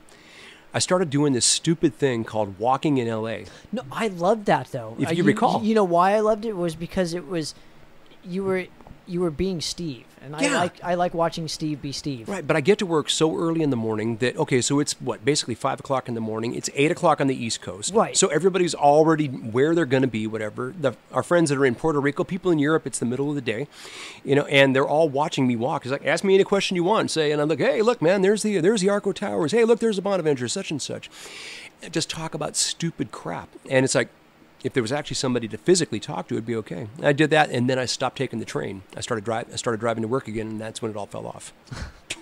But it proved that it could be done. But so I just want to throw it out there. I just wish that other people created opportunities within our community. Sure. That would benefit more than just yourself. If you've got something to say, some experience that could help some youngsters, whatever, bring it, man. Because, look, the day is going to come when this all goes away, and what did you contribute other than your music and other than trying to get people to buy your product? Well, the thing that's going to scare the shit out of me is once the old guard goes away, they're just going to recycle the old guard and make them all holograms, and that scares the shit out of me as a younger band, right? Yeah. Imagine the bands that are coming up now, dude. Yeah, I know. And they were actually talking about that. And hopefully it fails miserably. I've heard it is, so... I've heard it's failing like... I would much rather see Wendy Dio put her effort into the DVD she's doing or the biography of Ronnie's life. I want to see that. I don't want to see a hologram. With all due respect to her and them. Maybe it's because I've seen Dio. So yeah.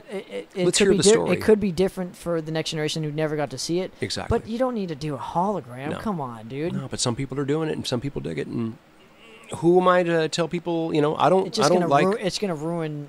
metal as we know it because everything's going to be recycled. Right. There's going to be a Steve Gaines hologram from you in the 80s. And nobody's going to watch it. Well, that's my point, though. Why not see, like, the real thing instead of, like, a hologram? Yeah. I mean, if it's gone, it's gone. They talked about, you probably heard this, when Glenn got too sick to go on tour with Priest, they said, well, how about if we just run tracks through the PA and you just get out there and fake it? It's like, no. That was actually one of the ideas. I don't know if management said that or whatever. But there's just no way. It would be so... It's just wrong. I got to see the guy play I got to see a lot of people play when they were alive. And, I got to see the fucking Painkiller lineup for fucking 10 years, dude. Yeah. First show I went to, Priest and Queensryche. Yikes. I remember that. Irvine Meadows, yeah. Yep. And the following 2005 or 2006? July 8th or July 7th, 2005. Because the following day we played at Anger's Art played at Thrash Against Cancer in the Bay Area with Testament, with who the hell else? A bunch of other bands. Agent Steel, bunch of other. God. So let's get back to let's get back on track, whatever. Now that I've already ranted and raved about creating opportunities for this community, which create them. If you got an idea, create them. See it through, man. If you need help, I'm always here. Yeah. But anyway, so you record the master plan. Tell me more about that specific recording, though, of how you actually recorded the master plan for Tactics. How and what exactly, other than the recording process? I know you guys did it yourselves. Yeah, we did it at a place called Present Time Recorders in Burbank. The owner of that studio actually was the bass player for the Strawberry Alarm Clock. Okay. So he was telling all kinds of stories from the 60s and pop and drugs and psychedelics and shit like that. So that was kind of interesting to hear how things used to be. But it was just the idea. It's like, we're going to go in and we're going to record 8 songs. Was it 8 or was it 9? It was 9 songs. And we're just going to do this because we're going to do that. That way, if and when the labels come calling, we have a record in the can. And then we realized, well, let's just release this thing because nobody's calling. Now, how did you release a record back in the day without the internet? Cassettes. On your own. Cassettes, you just tell people, you make flyers, you go hand out at shows, you hand out the flyers, hey, we got these things, you can buy them at our show.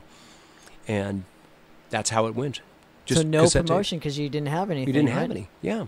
But there were magazines at the time, but magazines at the time were still print magazines. You know, you'd write things, you would hear about it 3 months later. And in fact, Sherman was talking about that in his interview. I recall that's the way it used to be. That's why news was always late in magazines. You'd get an interview from somebody who passed away already, but you're getting a current interview. Amazing. Different time. Everything is instantaneous with the internet now. It's crazy. It makes people lazy. It does. It's a double-edged sword for sure. Very. So after Tactics pretty much, kind of folded, you had 2 projects within the same year. I did. What were they? I know one. You had Pagan War Machine and you had Dreams of Damnation. So you were working, according to Metal Archives, it was 2002. So you were doing these 2 simultaneously together. I know Dreams is Jim Durkin's project, right? But you were a part of it in the same time in doing Dreams of Pagan War Machine. There's a gap there that's got to be filled. In 1999, we had an Abattoir reunion, and that's where I swung over, started playing bass, and Mel was playing guitar. And we did an album as a 4-piece. But the drummer at the time, Mel selected him. Mel wanted to record the album with him or nobody. And we started recording, we started recording the album with Bernie from Agent Steel. And it sounded really freaking good. I've still got copies of it. The files are available online and stuff like that. But at any rate, though, everybody, I don't know, Bernie, Bernie had someplace he needed to be one day. He had to cut a session short, and that pissed everybody off. So we started over. Anyway, started recording it with the drummer, a guy named Kevin McShane, and Kevin was doing the recording. And this was about the 4th attempt to start recording this comeback album. So all the fire was gone. The song sounded very uninspired. And I did all of my bass tracks, all of my vocal tracks, some of the guitar tracks. Mark did all of his, Kevin did all of his drums, and we were waiting on Mel for 18 months. Wow. Now, I'll make it worse. Mel and Kevin lived in the same house, and the studio was in the house. Would his dad get mad at him or something? Oh, fuck Kevin. I don't like him. He's an asshole. Oh, because I thought he was going to use the same excuse from the 80s, like, oh, no, my dad would. It was like that. I don't know why the guy was so self-destructive. It's like, dude, we're sitting here waiting, and then Mel would always go, if you guys don't like it, I'm going to quit the band. Finally, there was something, everything came to a head one day. God, he should just quit already. That's what it sounds like to me. And I kept telling him, I kept telling all the guys, I kept saying, look, man, sooner or later we got to call his bluff. He says, make him quit. And he quit. I remember he says, I quit. Everybody get their shit out of my house. That's another thing. I cannot stand band rehearsals at one member's house because they control everything then. If they're in a bad mood, everybody's got to go home. You're not getting any work done. That's a different story. So where are we? So we start doing this record, and how can you be in a bad mood having band practice? You're making music. I mean, you can't. Maybe not in the best mood. Maybe it's redundant and it's whatever. And it's like, God, we're really woodshedding here, and this is a hard rehearsal, and blah blah blah. So Kevin, in the process of doing this, he's incessant tinkerer. Decided to take everything from one hard drive to another, not knowing what he was doing, one track at a time on 48 tracks, erased 48 tracks. 1, transferred. 2, transferred 48 tracks. Gone. Wow. And in the midst of that, this is when Mel threw his tantrum and said, I'm going to quit, man. You guys need to get your stuff out of here. We had a big band meeting on Mel's front porch at his house. And I told him, I said, look, guys, I'm done. Huh? I said, look, I don't want to bail out of this. I want to do this, but I'm tired of the bullshit. So here's what I want. I want you guys to finish this record. My parts have been done for 18 months. In the meantime, I'm going to be working with Jim on these 2 bands. And those 2 bands were, of course, Pagan and Dreams of Damnation. Plus, I had a Motorhead tribute band at the time called Lemmy's Wart. And at the same time, that's the greatest fucking Motorhead tribute band name I've ever heard, dude. It was a really, really good band. That was a lot of fun. And then at the same time, Bitch was starting to get back together, and that's when I was going to come in and start playing bass for Bitch. Okay, yeah. So you obviously got ties to all this because it's all all the LA. Metal Blades. It's all well, LA. It's more the Metal Blade story, but yeah, all the ties through all those people. Well, I'm just saying it's all LA based. So very much so. Everyone's kind of connected a little bit there. Right. So, how did you form Pagan War Machine? Because Dreams was already a band. Dreams was already a band. I had gone to see them, and you say, "Hey, Jim, hey, what's going on?" kind of thing. We go see them. Got to know Charlie. Got to know Al real well, their drummer, and was going and seeing them play, supporting him, doing all this crap. So one day it was somebody's birthday party. I think it was they brought in a singer, Luana Valencia, right? And it was her birthday party. Hey, we're gonna have a birthday party for Luana, and also this guy who they met, a guy named Marcelo Lima, who I didn't know. So anyway, they show up and show up at this birthday party, and this is the first time I've ever gone over to Jim's house. He's got his recording studio in his house and his band rehearsal room out in the back. Says, bring the Abattoir guys over, we'll have fun, we'll have barbecue, we'll do this, that, the other thing. We have a great time. So, Jim's showing me all of his stuff. He's showing me what he's recording with Dreams of Damnation. I loved that fucking band. I thought, I'm going to piss every Dark Angel fan off. And I'm going to say, I think the stuff that he wrote with Dreams and also Pagan War Machine was so much better than Dark Angel. That's just me. It has nothing to do with me being involved, but the riffs were just so much more, and that's so okay. much better. I just love Dark Angel, so it plays no effect into what... Right. Having said that, that's why I'm anxious to see what, if they ever get their comeback record done, I'm anxious to see what it'll be, because I know where Jim's writing was 15 years ago. I wonder where that's going to be, too. I forgot about that. Very, very interesting. So anyway, he's playing all the Dreams Damnation stuff, and then he says, here's something else I want you to hear. And he plays a song that ended up being called The Swarm later, and this riff is Jim, it's still the best riff you ever wrote, a song called The Swarm. And I heard this, and all it is a drum machine and guitars. And that's all it is. I'm listening to this go, what the fuck? I'm like that Judas Priest video. What the fuck are we listening to? I said, what is this? He goes, it's too commercial. It's too melodic for Dreams Damnation. He says, I can't do anything with this. I said, of course you can. I said, listen. I start going immediately. I'm hearing melodies. And I'm hearing like a call and answer off that. So he goes, you can come up with something? I said, yeah. He goes, can you sing it? Would you mind recording? I said, yeah, sure. So I came down the following week, brought my bass with me. Band was formed that afternoon. We had a song recorded that day, and it's the same recording you hear to this day that's still available online. And it was the greatest thing he had ever done. And it was, I'm not going to say that Abattoir didn't, but in this Abattoir reunion, I really wanted to push it towards being a lot more aggressive. And we just couldn't break out of that mold because Abattoir is forever going to be in a box. Dreams Damnation, Pagan War Machine was not in that box. It's like there is the hyper speed, there is the hyper aggressiveness, and there's the hyper melodic. And there's the seed that planted anger as art because you weren't in a box. So that was kind of the seed where, okay. And that's where it grew. But because Dreams was the primary thing. Now, here's what happened. As we're putting this Pagan War Machine band together, I was sick one time. And you had no hair then, too. So I had a shaved head. Yeah, I still have no hair. That's a different story. Well, no, but what was because you were going bald or something? So No, you just wanted to shave it all off? It had to do with my mom being sick. My mom had cancer. And that's all. Okay. So, she wanted to see her son with short hair one more time. So, okay, I did that. And I started shaving my head for a while. That's what that was all about. So we start putting this band together, and one day I was sick, and Jim sent over, he said, here, work on these songs, work on this, and a couple of the other demos that were copied on there were Dreams Damnation songs. So I just pick up my guitar and I start playing along with them. Next time I get together with them, I'm hanging out at a Dreams Damnation rehearsal. Other guitar amp, other guitar there. And I said, hey, just for a goof, I said, I know how to play this song. I said, watch me. I said, I just sat and learned that Citizen, because he was talking about one person whose name I'm not going to mention. Right. You're going to close the door. No. Okay. Well, he's talking about one person whose name I will not mention for fear of protecting the innocent. And he says, this guy couldn't learn the song. I said, this song's fucking easy. I can learn this. So I forget which one it was. I said, but I just sat down and I learned it, and I sat in and played with him. And I played this, and I said, I learned the other one that's on here too. I played 2 songs with him that day. And anyway, all right, guys, I got to go later. So the following day, we want you to come back and be our second guitar player. It happened by accident. I was just goofing around, and that's where I finally said, okay, I'm going to make this transition from bass over to guitar. Because now I finally figured out how to play. And you knew, okay, but you had been playing obviously years prior to. Oh yeah, to recording, that, so, but nothing live. Never anything live. And did you ever use a click track on any of the previous records? Sometimes yes, sometimes no. And the ones that did have click tracks, very few of them.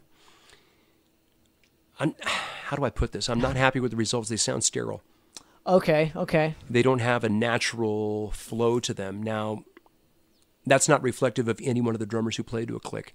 It's just I've got this thing where to me it sounds better if It's got a natural flow to it.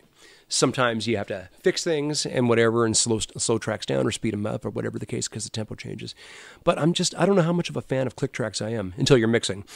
Yeah. Until it's not on a grid and you have to go, oh, fuck, where's, Exactly. Yeah. And that's a different story. So that's where Pagan and Dreams of Damnation came in.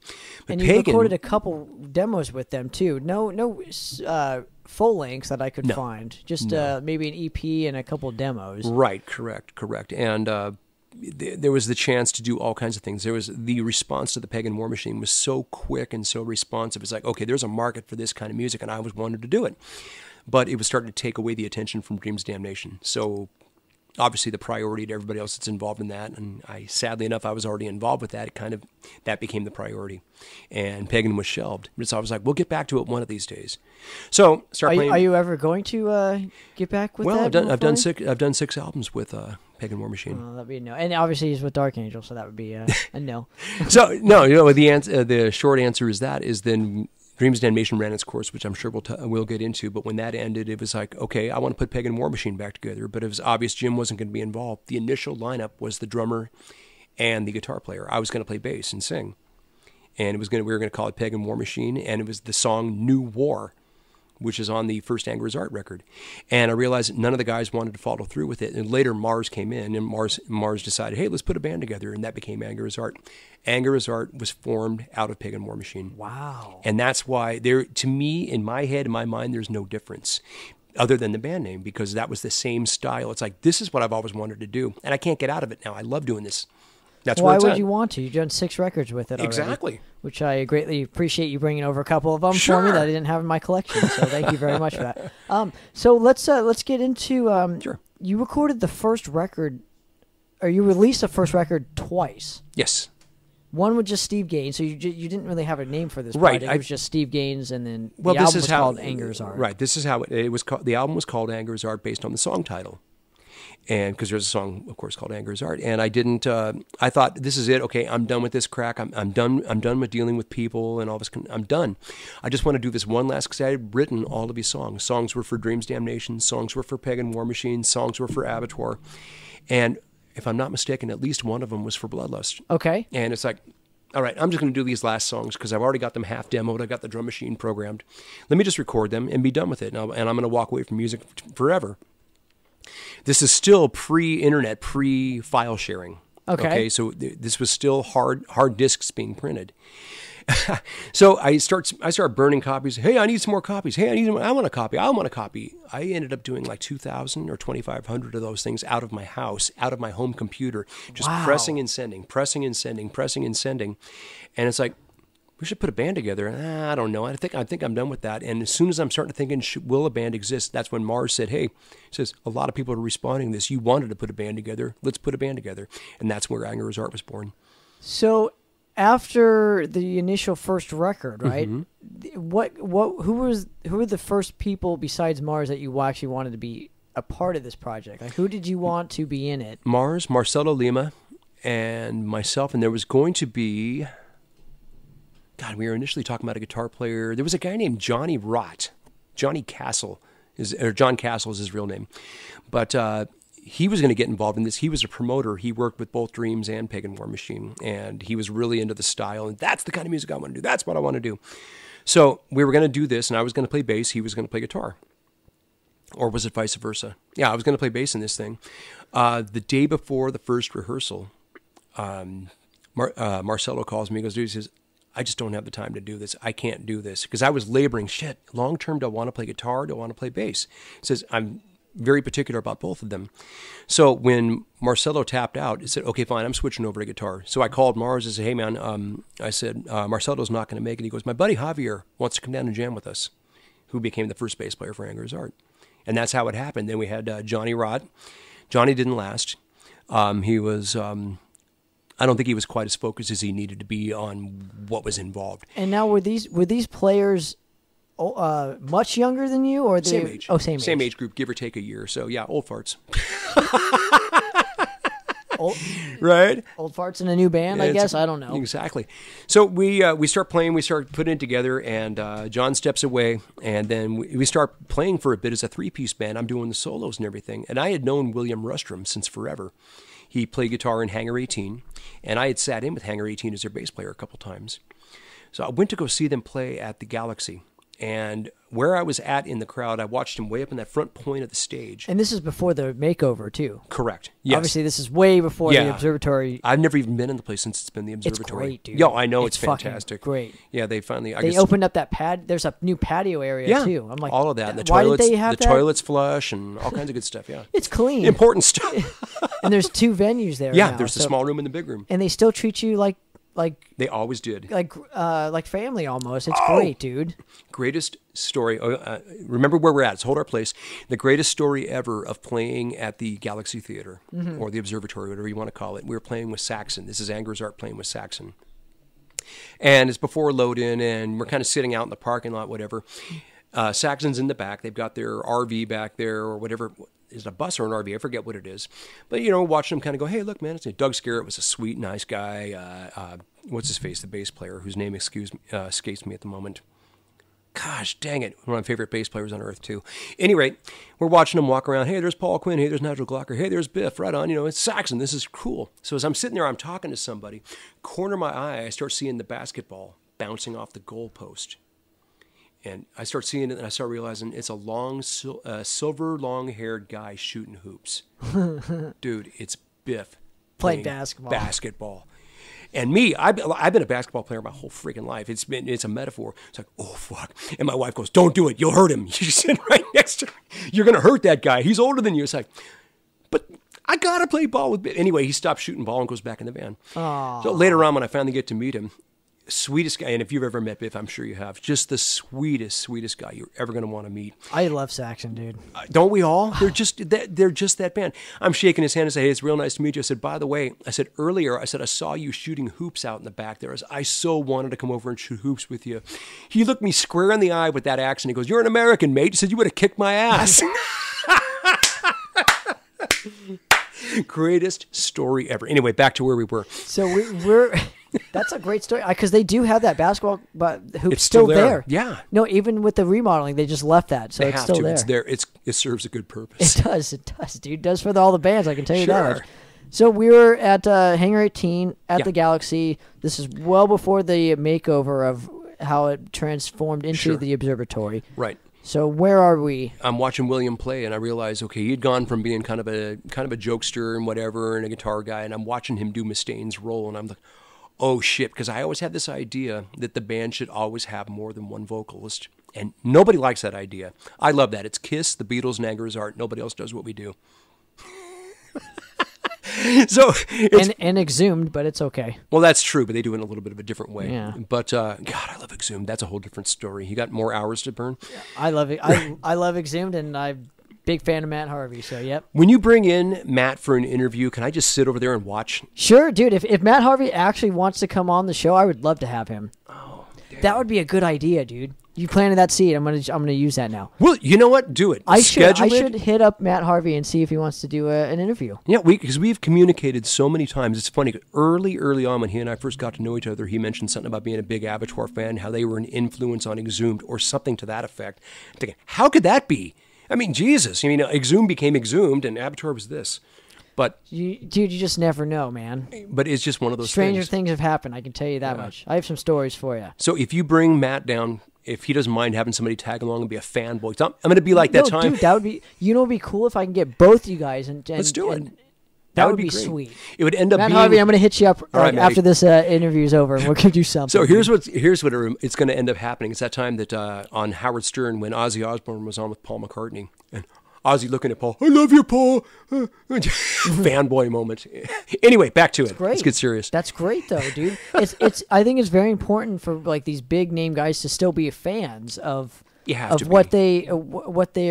genre that they're in. You have to be, and that's the whole thing about when I see guys that are in bands that'll actually go into the crowd and watch a band play as opposed to be too cool for the room and hang out at the back. Dude, like if I ever met Herb Alpert, I'd be like, oh fuck, dude! Like it's Herb Alpert. Oh my god, that's some serious heavyweight shit. Like that's just because I'm a music fan. But I love like you have to be a fan at the end of the day. Like if I met Halford, I'd be like, oh my God, it's Rob Halford. I make the joke that the reason why I was born is because of Herb Alpert and the Tijuana Brass. That album, Whipped Cream and Other Delights. Good one. I think I like Going Places. That's a great one. I think my folks got that album, and 9 months later, and I give my dad a hard time about that all the time. He goes, no.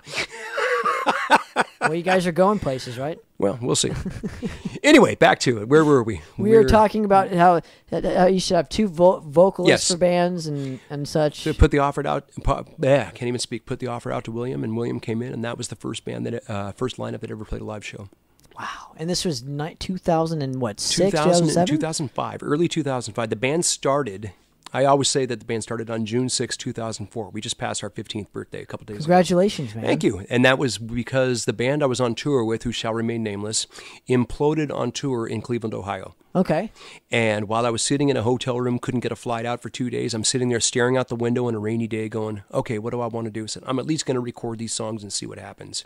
And that's when Angry Those are the best moments, dude. It's like, I'm just gonna see what happens. At the lowest moment, if you can turn it into creativity, if you can turn that anger into a form of art, shocker. Like when I lost my whole band, I'm like, okay, well, I'm going to at least finish out these shows and see what happens. Yeah. Exactly. And that's I'm here today still. There you go. But those are the defining moments for bands, dude. And they let you know what you're made of. And that goes back to, once again, it's like, that's one thing I've always respected about you is, yes, you're dependent on your guys, but you're also not dependent on your guys. You can do this all yourself if you have to. Well, I've also, not that you want to, but yes. No, but I also have other avenues that I've created for myself that I enjoy doing just as much. So absolutely. If the band thing doesn't work out, I still love doing this. So it's like, you know what I mean? Like I didn't want to. I learned my lesson like a year or two ago, where I'm not going to put all my eggs in one basket anymore. Oh yeah, absolutely. I learned that from from my buddy John Keeble. So big shout out to him. Hey, yeah, talk about a sharp dude. Yeah. I got a John Keeble story. Okay, cool. What do you got? Early Anger's Art Show. In fact, it's 2004. And we're playing at Tap Daddy's out in Hemet or San Jacinto, whatever it's called. Okay. And, so who are we? We're headlining the show. Ooh, boy, this is great. It means we're playing last on a Thursday night. So I show up there, and who are these bands? Who is this Warbringer band? Oh, they're these youngsters. They're really, really good. And everybody tells us that. Okay, fine. So I show up in the parking lot, and I give John shit about this all the time whenever I see him. Or not shit, but I reminisce. Show up in the parking lot and getting gear out of the truck, and there's this skinny little kid leaning up against a vehicle. And he's that smiling look on his face like, hey, I recognize that guy kind of a thing. And I'm going, why is this guy staring at me? He walks up, meek as can possibly be, and says, excuse me, sir? I said, yeah. He goes, my name is John, and I play in this band called Warbringer. He says, I just want to say what a big influence you were. He says, you're the reason, one of the reasons why I do what I do. Oh, that's great. That's very nice. Thank you very much, right? And I said, so tell me about your band. He tells me, we're this way, we're just starting to play out, and da-da-da-da-da. I said, okay. I said, well, are you going to be inside? I got to get my gear inside. You're going to watch us? Are you going to watch our set? He goes, no. He says, I'm under 21. I can't be inside. Right? Painful. Okay, so I figured, okay, well, this kid, what a sweet kid. Okay, I'm going to sit here. I'm going to watch his band play. And their bass player at the time, something happened to the input jack on his bass. He couldn't play. He had no signal, so they played without their bass player. And I watched this. I was like, let's see how these kids are going to be. And then he asked me later, one of the things he said beforehand, he says, hey, afterwards, he says, watch us play. He says, if you got some advice you can give me, just let me know. So I saw him afterwards. I said, I've got no advice I can give you, dude. You're already there. It's awesome, dude. And he says, Century Media and Metal Blade are fighting over us right now. And they went with Century Media, of course. And that all happened just that quick. So of all those bands that came out of that era, I've always had the most respect for them. And maybe it's my own ego, I hope not. But I always thought they had the better songs. And their presentation. And then I watched him a year or so later when he actually got his feet under him and really became what he was. What a fucking front man. Yeah, dude. I mean, I've always liked John Keeble. Very good dude. Great dude. And Carlos I love too. Yeah. Their drummer is just absolutely. Awesome. We had a nice visit in, we both played together at that festival in San Juan with Raven in Puerto Rico. And just, man, how far things have come, huh? Just, And he's been around the world a few times and whatever. He goes, yeah, this is the last show I'm doing with this lineup. He says, I don't know what's going to happen. This may be our last show ever. And, of course, he put another lineup together. And see, but that's the defining moment, dude. Right. He reached that point to where he was like, let's see what happens. I'm just going to do this. In addition, at the same time, knowing that was on the offing, like, okay, if this is all over, he decided to go back to school. and get his degree. Dude, he's getting like a history degree. I got nothing but respect for the guy. That's great. And that's what it's all about, guys. Do it. Okay, anyway. Yeah, just go out and do it. That really is the truth, man. So let's talk about the Callous and Fuhrer record, if you don't mind. Absolutely. So it was the first record that you kind of did with a lineup. So how was it different, I guess, recording it? When it recording wise, what much different was this record as opposed to the first one for you personally? Because now this is your baby now. Right. It's not. It's literally your band. Right. You started and now here's something from the ground up. Be, so, well, we signed with OSM Records. They reissued the first one with some live tracks. And then we were working on this album. The biggest difference for me was the fact that the first album was done with a drum machine. Okay.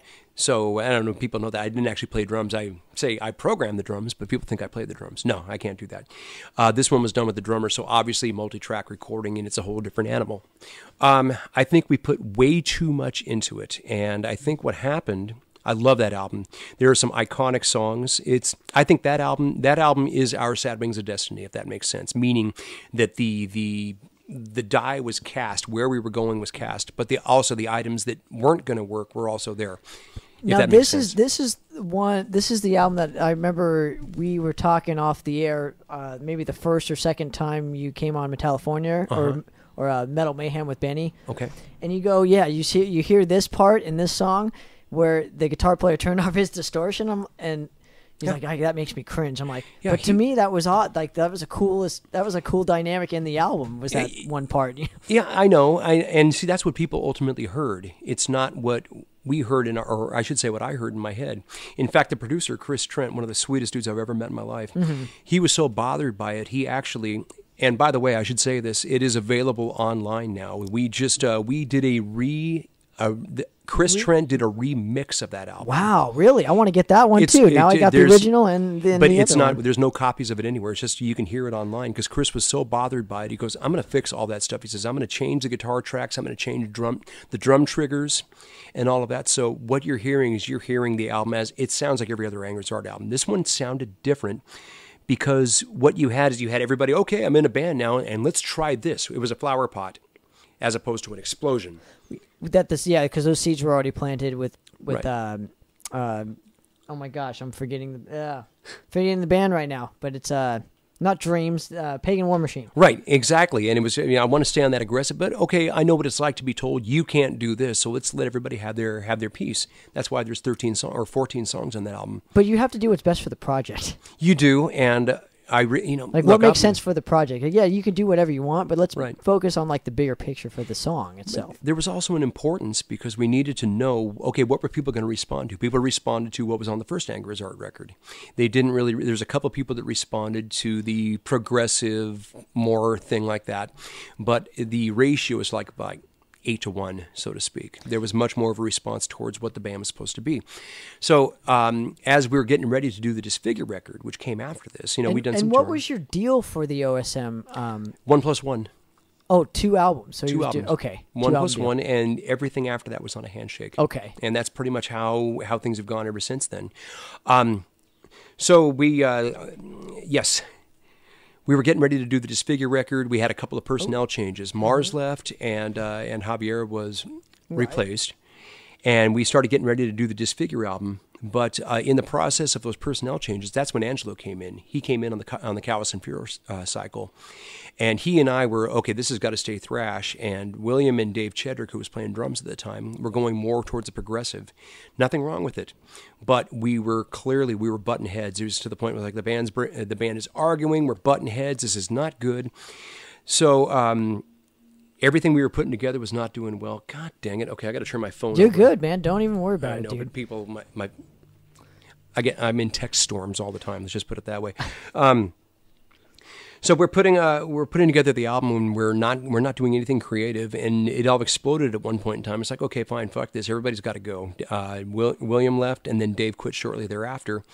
So I'm thinking, well, fuck, I'm doing this Abattoir reunion. This is in 2009. I'm doing this Abattoir reunion. I said, who knows? Maybe Angry Art's done. And Angelo, to his credit, said, no. He says, we've got a bunch of good songs. He says, now those guys are not involved. We can do the songs the way we want them. So let's just find some people to play them. So I'm doing the Abattoir tour. Rob Alanis is playing drums on the Abattoir tour. I say, hey, Rob, would you be interested in doing the Anger is Hard record? I had no idea that he was going to stick around. I figured he was just going to do the record. And then Dan Oliverio, of course, as we were going forward, because Tim Thomas played on the tour, right. And then Dan showed up and did a couple of special guest spots.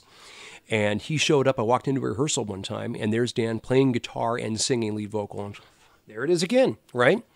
So it's like, it's the obvious thing. Here's the guy, and obviously there's the history and blah, blah, blah. So that's where that lineup came together. And it makes a lot of sense, dude. It really does. That album, and I hate to draw comparisons, but that was our Rain and Blood.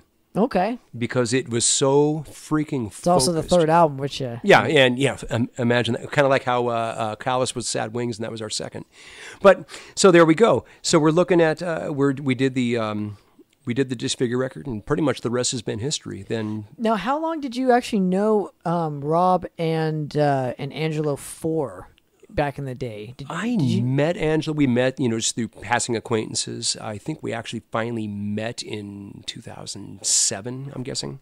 Okay. But because I thought you knew him forever. Well, I mean, we did. I knew him back when he was playing with what the hell were they called, Reverend and okay. But only hey, that's Angelo. He was hanging around with the Metal Blade crowd at that point in time too, because everybody was hanging around with Metal Blade. So we knew each other, but we didn't know each other. If that makes sense. Gotcha. And then Rob, I actually knew because he was Danny Anaya's drum tech. Okay. So he was starting to work with the band in Abattoir right when I was going out. And it's funny because when Rob and I... You're talking Danny from MX Machine. MX Machine. There's another tie. Big rest it's in a peace, dude. Big cesspool, I'm telling you what. Yeah. So the funny thing is as Rob was coming in, this is what kind of a prick Mel was. Mel's taking me aside, like he's trying to shatter your confidence and say, this is why we need to make a singer change. Hey, Rob, Danny's drummer, he thinks you're a terrible singer. He doesn't like you. He thinks we should get rid of you too. Shit like that. So anyway, I've always had my guard up around Rob. I see Rob play, say, hey, what's going on now? I don't want to talk to this guy. I don't want to talk to this guy. Why? Well, Mel says that he's me like a jackass believe in Mel. Right. So it turns out that when we start working together on this tour, Rob is the sweetest individual you'll ever meet in your life. And it's like, okay, I judged a book by its cover, but it was based on what I was told. And I've admitted this to him several times. I said, I can't wait to hear that story when he comes in. Yeah. He had no idea because the first thing he does, he sits down, he printed out all the lyrics for me for the Abattoir material as we're getting ready for this tour. He goes, here, I thought you might need these. And I said, oh, these songs are in my memory. Don't worry about that. I said, but thank you for doing that. He goes, I got to ask you a question. What's that? He says, why did you quit the band? Quit? Rob, I was fired. I was fired. They had Mike Towers in the band already. I was bounced. I was in the way. I said, they wanted me out, and he goes, you're kidding. And everybody to this day, why did you quit? Why did you quit? I didn't quit. I was fired. For the record. I was fucking fired. Mark Carr was the only person that will ever admit it. Thank you, Mark. Dude, you're hearing it first here. Well, I mean, they've heard it several times, but it never lands. On any interview. No, I've said this several times on interviews, but it doesn't land with people. They don't get it. Well, he didn't quit. He was fucking fired. I was canned, man. I was out of my ass. And then he did much better things, trust me. Well, we'll see.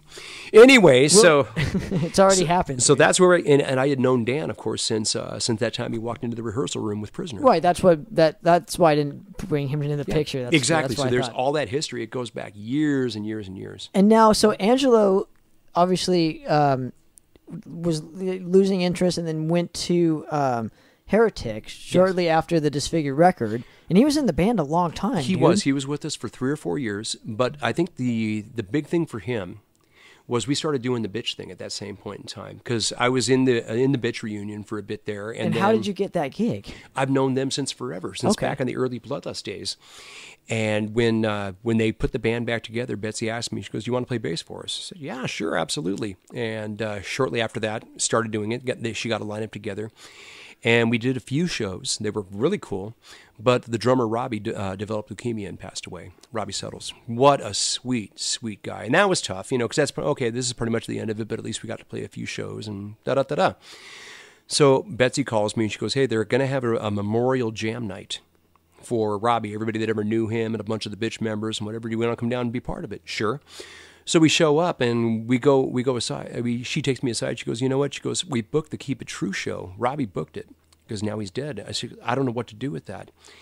And I said, I said, don't hang up on it yet. I said, don't tell them it's canceled yet. I said, let's see what happens. See if we can find somebody that wants to play it. There it goes. Let's see what happens, right? There goes that mentality. To see what happens is always the best thing. Never burn your bridges.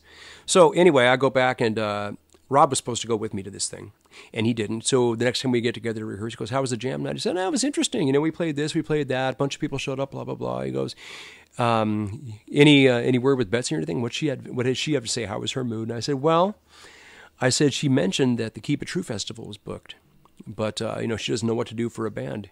And Rob says, shit, I'll play drums. He goes, I know those songs already. So there goes that, and then the light bulb goes off. It's like, okay, so... It's pretty much, bitch, at that point, it's pretty much Anger's Art. Right, with Betsy fronting, which it was for a while there. So I went back to her and I said, look, we can do this. I said, we will give you an honest representation of the first 3 records, Damnation Alley, Bitches Be My Back. Slave, and The Bitch Is Back. We'll give you an accurate representation of when you guys were much more metal than when you went more glam.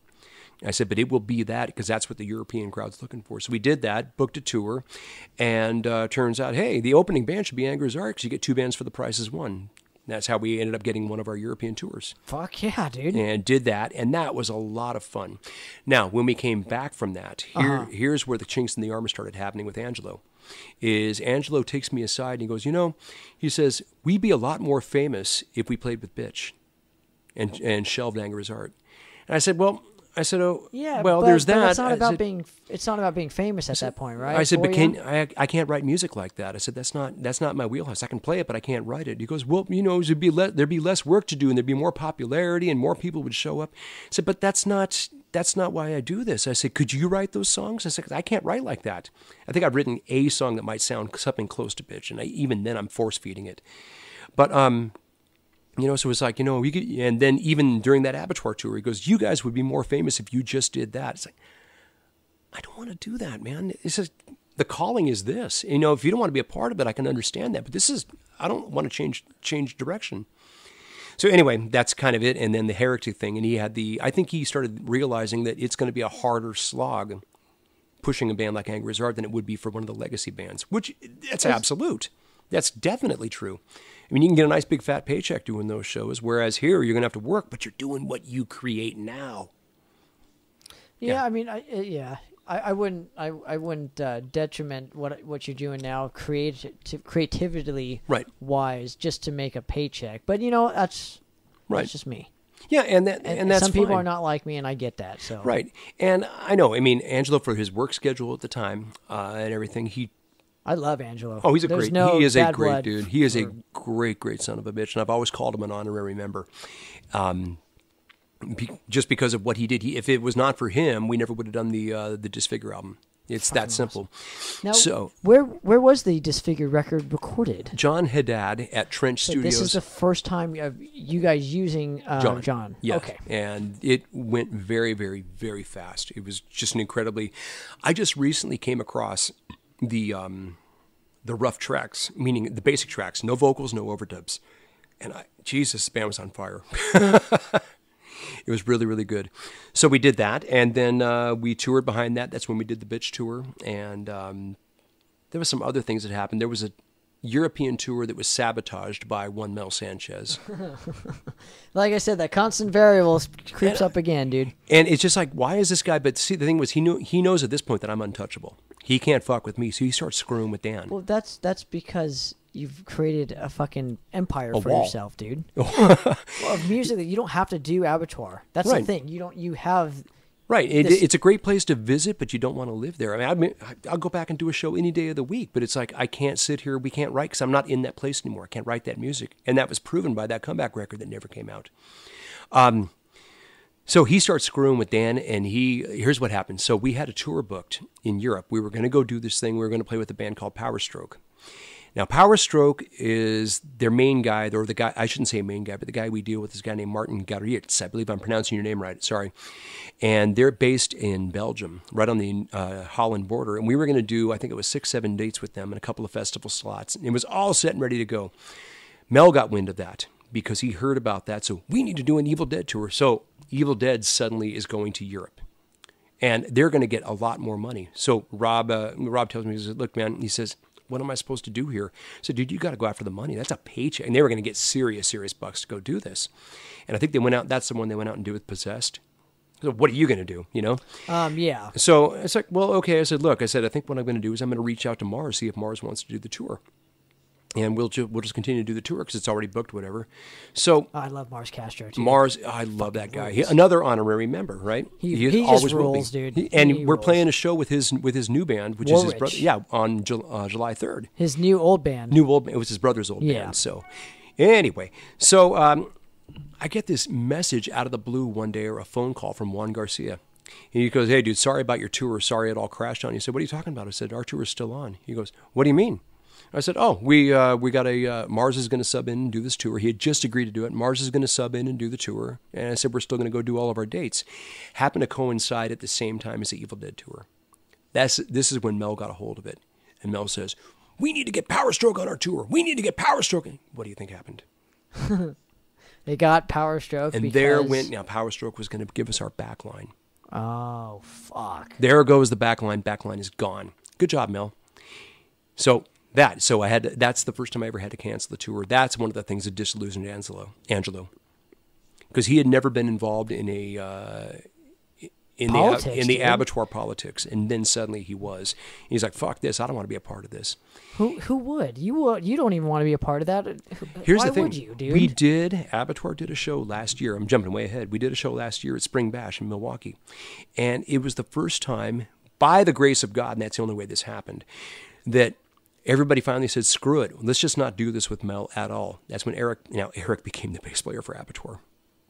Dude, like I said, he's one of the new veterans like myself that have been doing it a long time in this community. The hardest thing about getting Eric in the band is we lost the best interviewer we had. And you can't interview yourself.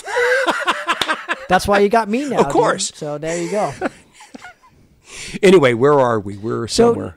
So what made it different with the new reunion with Eric as opposed to Mel? Like, just the atmosphere was just so much cleaner. Everybody got along. We laughed. We joked. We went to restaurants. We hung out with the other bands. You didn't smiled. smear shit on people's drum sets, right? That wasn't Abattoir, but no, we didn't do anything like that. It was just a very pleasant experience. Everybody was actually sad when it was over, as opposed to most Abattoir tours. Thank God that's done. I have to see those guys in a while. How sad, dude. Why? What are you going to do? I mean, I understand what you know, it's your place of work. You work with people that you're not going to get along with everybody, and you got to find. But it's nice ways. to have that where it's like, fuck, now it's over. Right. That sucks. And that's terrible. Yeah. That's a terrible, terrible feeling. So let's. We're almost finished. I can't believe we're almost finished with this. So. And then we're going to start talking. I know. Then we're going to start talking, dude. Walk me through the Hubris Inc. record and who actually played on it. Okay. Well, Angelo had given his notice. Mm-hmm. We were starting to put songs together, and he was not necessarily interested. I think he had lost. He was kind of losing his fire. Right, he wanted something different, and he joined Heretic Had Asked, and that's been well documented. Very obviously. well documented, and good for him. That's fantastic. But as soon as he left, it's like, you know what, guys? So we've got these songs together. He says the only one that didn't care for them was Angelo. He said, why don't we just go in and let's start recording? I'll play the bass tracks. So I actually did, and later on, we'll find a bass player. Now, there was one point in time prior to this where Angelo had actually left the band. Nobody knew. And now what, if you don't mind me asking too about the equipment, what bass do you generally use for your records? I played my Gibson RD Artist, that 78. That thing is the greatest studio tool I've ever had in my life. That's fucking awesome. I love that thing. What year? What year? 1978. Oh, man. Yeah. That's why it sounds vintage gear. That's probably why it sounds so good, you know? So yeah, we did that, and that went really quick. And as we were doing that record, that's when we said, okay, so who do we want? Angelo had actually left prior, but then he came back. He was just, oh, I'm sorry, guys. I'm just, whatever. Don't know what I want to do. He said, but I don't want to quit the band, whatever.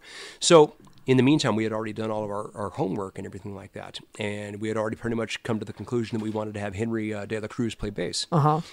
So anyway, then that goes away. Angelo comes back. We do the bitch tour, Europe, everything's great. And then he loses his interest once again and goes over to Heretic.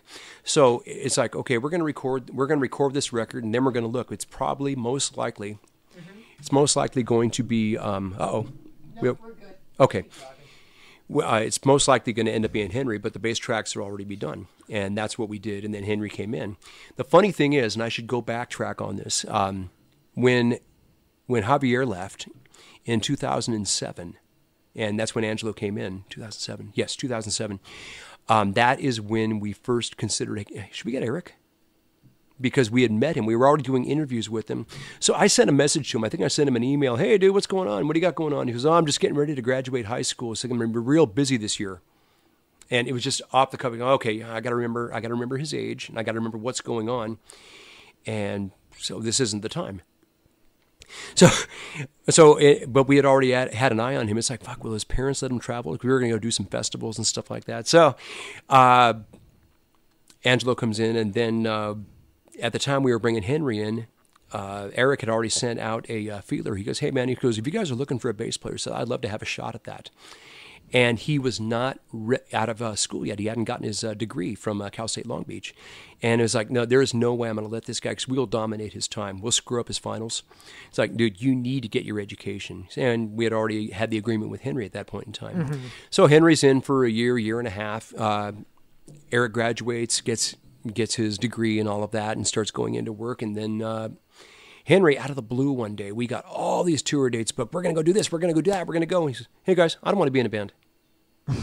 What? And so in the meantime, there was a magazine, I forget what it was called, but they did a big article on us, and a gatefold pictured him as the centerfold of the magazine, Henry, right? And I'm thinking, dude, I said, you know how much is put into you being the guy right now? I said, and you're just pretty much just for no reason, for no, hey man, work's getting busy, I'm not healthy, my wife is pregnant, this, that, the other thing. It's just, I don't want to do it anymore. I said, why did you want to do it in the first place? And it was that whole thing of, he likes to play in bands. He likes the party atmosphere. He likes to rock. He's not the serious guy. But when it comes to serious work, and it's like okay, we got to do this. This has got to be in place before that, and that's, how it goes. Right. Everything in your original band is life or death. Sad but true. And it was too much for me. He just said, I don't want to go.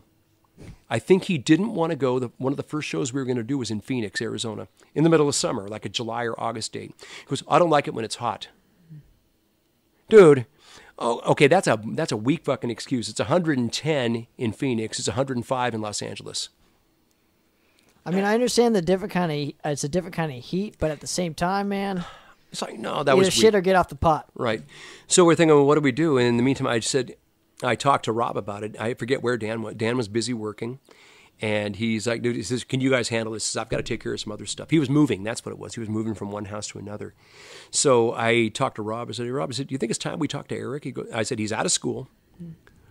He's got his degree. I said, he's got time now. And I said, I don't think his band is working anymore. So I forgot what band he was in before. He was in, it was Abstract Prayer. Yes. It was Abstract Prayer, and they weren't really getting off the ground. He showed me the demos. We were hanging out and stuff like that, and it was really good, but it's like it wasn't getting off the ground. And so I just shot him a message to say, dude, I said, what do you got on your plate for the next couple of months? He goes, it's work, that, the other thing. I said, why? What do you have in mind? I said, okay. I said, here's what's going on. And I explained to him. And the following day, or maybe the day after that, he shows up at the rehearsal room knowing all the songs. And we played as a 3-piece because Dan was not available. And we said, dude, we're going to audition this guy. And audition, stupid thing to say, because we're gonna give him his minutes, and it's gonna be the guy. He came in, and not only did he play all the songs right, he did all the background vocals right, including not being afraid to step up and do lead vocals. It's like, oh, this is the cat, and he was the guy all the time. I've got pictures of when we played with Overkill, Eric in the front row. It's like he was always there. It's like it was nothing new to him. So. And that's pretty much where we are now, other than the couple of records we did. Well, but then you did. Who did you do the Hubris record with? We did Hubris with John Haddad. Okay, so you did it with at Trent Studios. At Trent again, yeah. The Disfigure record and the correct. Oh, this will be fun. And the Hubris album. Yeah. Shortly after Hubris comes out, Ron Sandoval reaches out to me and he goes, "Hey, dude," he says, "let's get together. We'll go out to lunch. We'll do whatever. Hang out." He says, "I want to talk to you about your record." So I give him, he says, "Bring me a copy." So I bring him a copy. Right. And he says, we're driving around in his truck and he's listening to it. He goes, "I bet you didn't like this spot right here." Yeah, he's right. He says, I would have taken this spot and I would have done this here. He says, "I don't understand why it's EQ'd like this, that." Fuck, he's right. And he's like, this, that, the other thing. He says, "I don't understand why you did this. Why'd you do the song orders like this? You should have done it like this." And like, he's right. And it's like, okay, so he did the right thing of selling himself, but also understanding what it was all about. And he goes, look, man, he goes, I want to do your next record. He goes, I know it's a couple of years away. He says, but what I want to do, he says, I want to bring you guys in. Let's just record a song. Let's have a getting to know you recording session. So we recorded the song Race for the War. Okay. Which is on Calvis and Fury. I think you heard that version of it, didn't you, with Eric on it? Mm-hmm. So we did that just as, let's see how we work together. We selected that song because it's got a bunch of difficult edits to do. I don't know how we pulled it off on the live record, but we did. But it has a bunch of difficult edits to do. And let's see how Ron is on the board making everything work. He made that song sound fucking incredible. It's like, okay, we're going to do this. And then when it became time for Ad Mortem, we were working with Ron Sandoval. Fuck yeah, dude. And you were working with Eric on that record too. Now, Who? what did he bring more to the table than the previous 4 records? Music and lyrics. Music and lyrics. He writes a lot of lyrics, but he also writes music. And Dan, of course, writes music. Rob writes music. But Eric writes a lot of music. He writes complete songs. And it's just like, holy crap. And it's like, here, I think this will fit. I think if we do this like this, it captures this mood from this album and that song there. And you know how he is. You've sat and talked with him. He overthinks everything. I would love to get his story. Bring him in. Holy crap, bring him in. That'd be awesome. Yeah, and he 99.99999% of the times, he's right.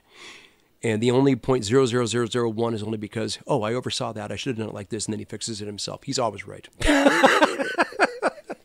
Greatest guys you could possibly work with. And you liked working with Ron so much that you've worked on him pretty much ever since. And we're in pre-production now for the next record. And so tell me about the Fast as Fuck release.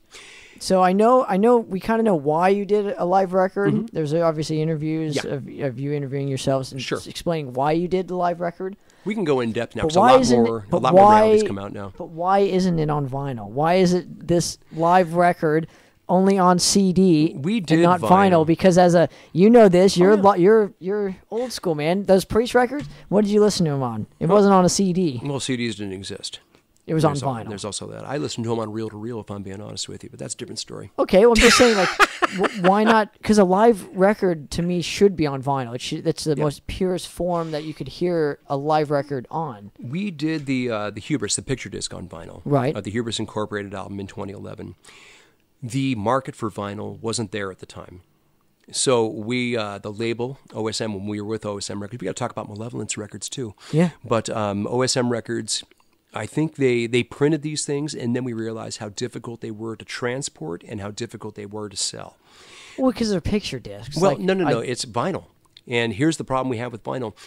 Have you done vinyl yet? Yeah. Okay. Yeah. So have you done a 12-inch? Yeah. Our Essence of Time Ashes No Flesh record, I put it out last year. I wasn't aware that it's on vinyl. Yeah, it's on vinyl. It's sold quite a number of copies, which is great. Not as much as I would want to, but I've also been told that it's a slow sell, but it's worth it. So I'm like, okay, cool. Like I'll try it once. These ones became an extremely slow sell, and the biggest problem is we do a lot of you do a lot of road dates as well. How do you keep those things in pristine shape when you're picking up your merch boxes and you got to get everything in the room and whatever, and they get then you've got damaged stock that you can't sell. That's one problem. You can also leave them at like the house and just say, hey, if you want the vinyl, like. Right. Well, we're going to get to that. The other side is then people, hey, man, I want to get a copy of your vinyl. Hey, that's great. Yeah, we sell it, whatever. Hey, can you hold it here at the table? Fuck. So suddenly your merch table becomes a library or a coat check, if you will. And it became a pain in the ass. We figured, okay, we'll put them in the mail. $76 to send vinyl to Europe. Yeah. And that's not even counting the cost of the vinyl on top of it. Then you add the cost of the vinyl on top of it. You're looking at $100 record. And how... It's hard to do it yourself, I get it, but at the same time, it's worth it to do it. So how limited of a run do you do? That's the question. I mean, you got to look at everything as an investment. Yeah, you have vinyl we've got vinyl. That's great. We can say we have vinyl. But at the end of the day, I've got a lot of dead stock sitting there that we can't move because it costs too much money to sell. It costs more money to sell than it does to leave it sitting on the shelf. I get it. Whereas the Hubris album, the CD, bam, they still fly off the shelf. With distribution, though, you could do it. Like with like proper distribution, you're signed to like a label and stuff. You can always go to the label and say, hey, this is what we want to do. How can we do it? Well, it depends smart, on the label. Like, Depends, how can we do this, the smart way? Right. It depends on the label. Like when we did that was when we were still with Old School Metal Records, and Patrick did that. Let's just say I had a rather frank conversation. He goes, fuck that, I ain't doing that anymore. And because I get it though. I mean, I get it too, because you do an investment, the idea, hey, this is going to be something that's a collector's. Yeah, it's a collector's item. But look, I haven't moved one in probably, well, no, let's see. I moved 3 of them at the last show, which is more than we moved in a while. But it took until today for another one to move. And vinyl is it's a tough sell because you got to keep it. If it gets warm, it's going to warp. I saw you checking it when you pulled it out. Did it warp? And that's a fear factor. They can get damaged so easy. So then we move over. Now we're with Malevolence Records. And Nathan says, dude, he says, I don't care how hard you push me. He says, we're not doing vinyl. No, I'm not putting that kind of money into it. That's what I don't like about vinyl. That's the one thing that I can't stand on, like putting your music onto a certain format. Why does it have to cost $2,000 to get? Because that's what it costs. That's just the way it is. And where you can burn, nobody should. Well, you can burn CDs here at your house. You can burn them right there on your laptop, right? Right. You can't burn vinyl at your house because nobody has a record press. Well, but that's the thing. Why not make more record presses then? Because they think vinyl's a fad right now and it's going to go away. Mm-hmm. But vinyl's been selling more and more each year, so theoretically it could get cheaper to press it in due time. And CDs could be super expensive. Right, and it's funny to see CDs start costing money now after they went down to $1 and $2, in the cut corner section of the record store. CDs are really cheap now. They are. That's why you buy CDs too. So sure, I still have tons of CDs. Now, but the thing is you got to get them now before they start going to like $20 for a fucking CD. Right, exactly. And what I end up doing now, I'm like anybody else. I never had an iPod. But I put everything on thumb drives. And I've got a thumb drive adapter in my car, or a USB port in my car. So I just pop those in. I've got 45, 50 albums sitting there, and including I've got my Anger is Art thumb drive. Right. It has all the Anger records, including a bunch of demos and shit. You have to have them, man. You have to, but that's just the thing. It's like, who knows where the market's going to turn next? Personally, I would love to sell everything digitally. That would be sick, dude. And the problem with that, people say, well, it's impersonal. On one hand, it's impersonal. On the other hand, I don't have to cart these things around. Because when you get your bags weighed at the airport, yeah, right? And this is over 50 pounds. That's going to cost you an extra $100. And every time you change flights and whatever, you're like, did it get damaged? How much does it weigh? There's too much liability. If there is nothing worse than getting all the way back to, and it happened to us the first time we went back to Milwaukee, half of our CD stock got damaged. Well, that's dead stock. I might as well just throw it away or give it away. And if you give it away at the show because they're damaged because you don't want to pay to fly it back, then you're not selling anything. Then you've lost twice as much stock. People don't think about this shit. It's true, man. When you become your own record company, a band doing things independently, there's a lot more to think about. Yes, it's cool to have vinyl. Everybody loves vinyl, but and I get it. There's collectors. I see friends of mine back in the Midwest that are out. Hey, look what I found on vinyl, and I paid $80 for this. Yeah, I can't do that. No, it's just budget. Great for you, fantastic. I appreciate your passion. I can't do that, nor can I gouge people. I want you to hear the music and enjoy it. I want the music to be up here, not in a piece of vinyl here. Yeah, I get it. To me, it's an experience, though. Oh, yeah, I agree. I treat my music as an experience rather than a convenience. Agreed. So, the digital thing is a convenience. It's great. Very. I use digital. I use CDs, but the vinyl to me is my main source of how I listen to music. Yeah. Like, I will not listen to music unless I do not have if I don't have a physical copy. Wow. Okay. Like, I have to either have it on vinyl or CD, and then I'll give it a listen. Right. And you see, those of us that actually play in bands and sell records, we're all cognizant of this stuff. But the average person, I need a burned copy of that. I need to download that. I need to rip that. Then that's great for those good people. But I'm not one of those people. Yeah, but you're not. But there's more of them. Of course. And this is what sucks. To them, yeah. I've used this analogy so many times. It's to try and make them understand. Imagine you had a restaurant. Okay. Right? And you've got these great entrees. People love your food. Everybody shows up. They eat your food, and then they don't pay. Right. Well, you got all that staff around there. You got to pay. You got to clean the tables. You had to buy the food. You had to prep the food. How about the electricity and this? All of that. Everything that has to do with running a business. In the meantime, somebody ate for free and they're gone. It's sooner or later there's got to be something. I understand. Digital just scares the shit out of me, though, because okay, good point. iTunes, right? Like now, iTunes is supposedly going away. I was freaking out because I'm like, oh crap, all my music is digital, and I have this and this. That's one downfall because of digital. That thing can go away in a split of a second. I saw in an article that they're talking about iTunes is going away. It is. Okay. No. But bye-bye. but all your all the digital stuff. My point is it can go away like in the blink of an eye. And It's just gone. Yeah. That's why having physical media for me, I need to have this tangible aspect because I need to feel like I can never lose this. I agree with you there, 100%. So, plus I always just wanted to be on vinyl because and now you did it. And now I did it myself. But the point is I'm glad I did it. I don't regret not doing it. I just have a lot of dead stock. So if you're interested in some Madras vinyl, hit me up, dude, because I'd love to get you a copy. I want you guys to hear it. I'd love to have one. I'll get you. Well, awesome. I'll get you one after the broadcast here. But the thing is like that's where I was going with this. Like I'm really scared to not have music. Yeah, it makes sense. My music. So have to have the physical copy for me. That's all I'm saying. Okay, I hope this is not an embarrassing question, but I'll throw it at you. Throw it at me. Let's do it. Have you always lived here at home? Yes. Okay, so you haven't. Yeah, I live with my parents, folks. No. And that's not to. Shit. I wish I could. That'd be fantastic. When you move, and you've got boxes. That's what I'm scared of. Boxes and boxes of vinyl and CDs and cassette tapes and VHS tapes, which I still have. All of that. It's like you start looking at this, going, I haven't looked at this in 20, 25 years. How bad do I need this? And then you move from one place to another to another to another. Then you start losing things, and you know. It's tough. I have but I will never get rid of my vinyl collection. I will always have that. I get these European guys. One guy in particular who I'm not a big fan of, who was a writer for a magazine in France. Okay. I'll just leave it at that. And most everybody from my genre knows who I might be talking about. He, in the middle of an interview, actually asked a question. He says, "By the way, I've got to ask, do you have an unmixed copy of Abattoir such and such?" I said, "No. I don't. I'm sorry." I said, "It's funny that you ask." I said, "I haven't seen a copy of that since 1984. And, what the fuck? I can't believe you don't have a copy of your own thing. Who in the fuck are you? I needed a copy and you don't have a copy.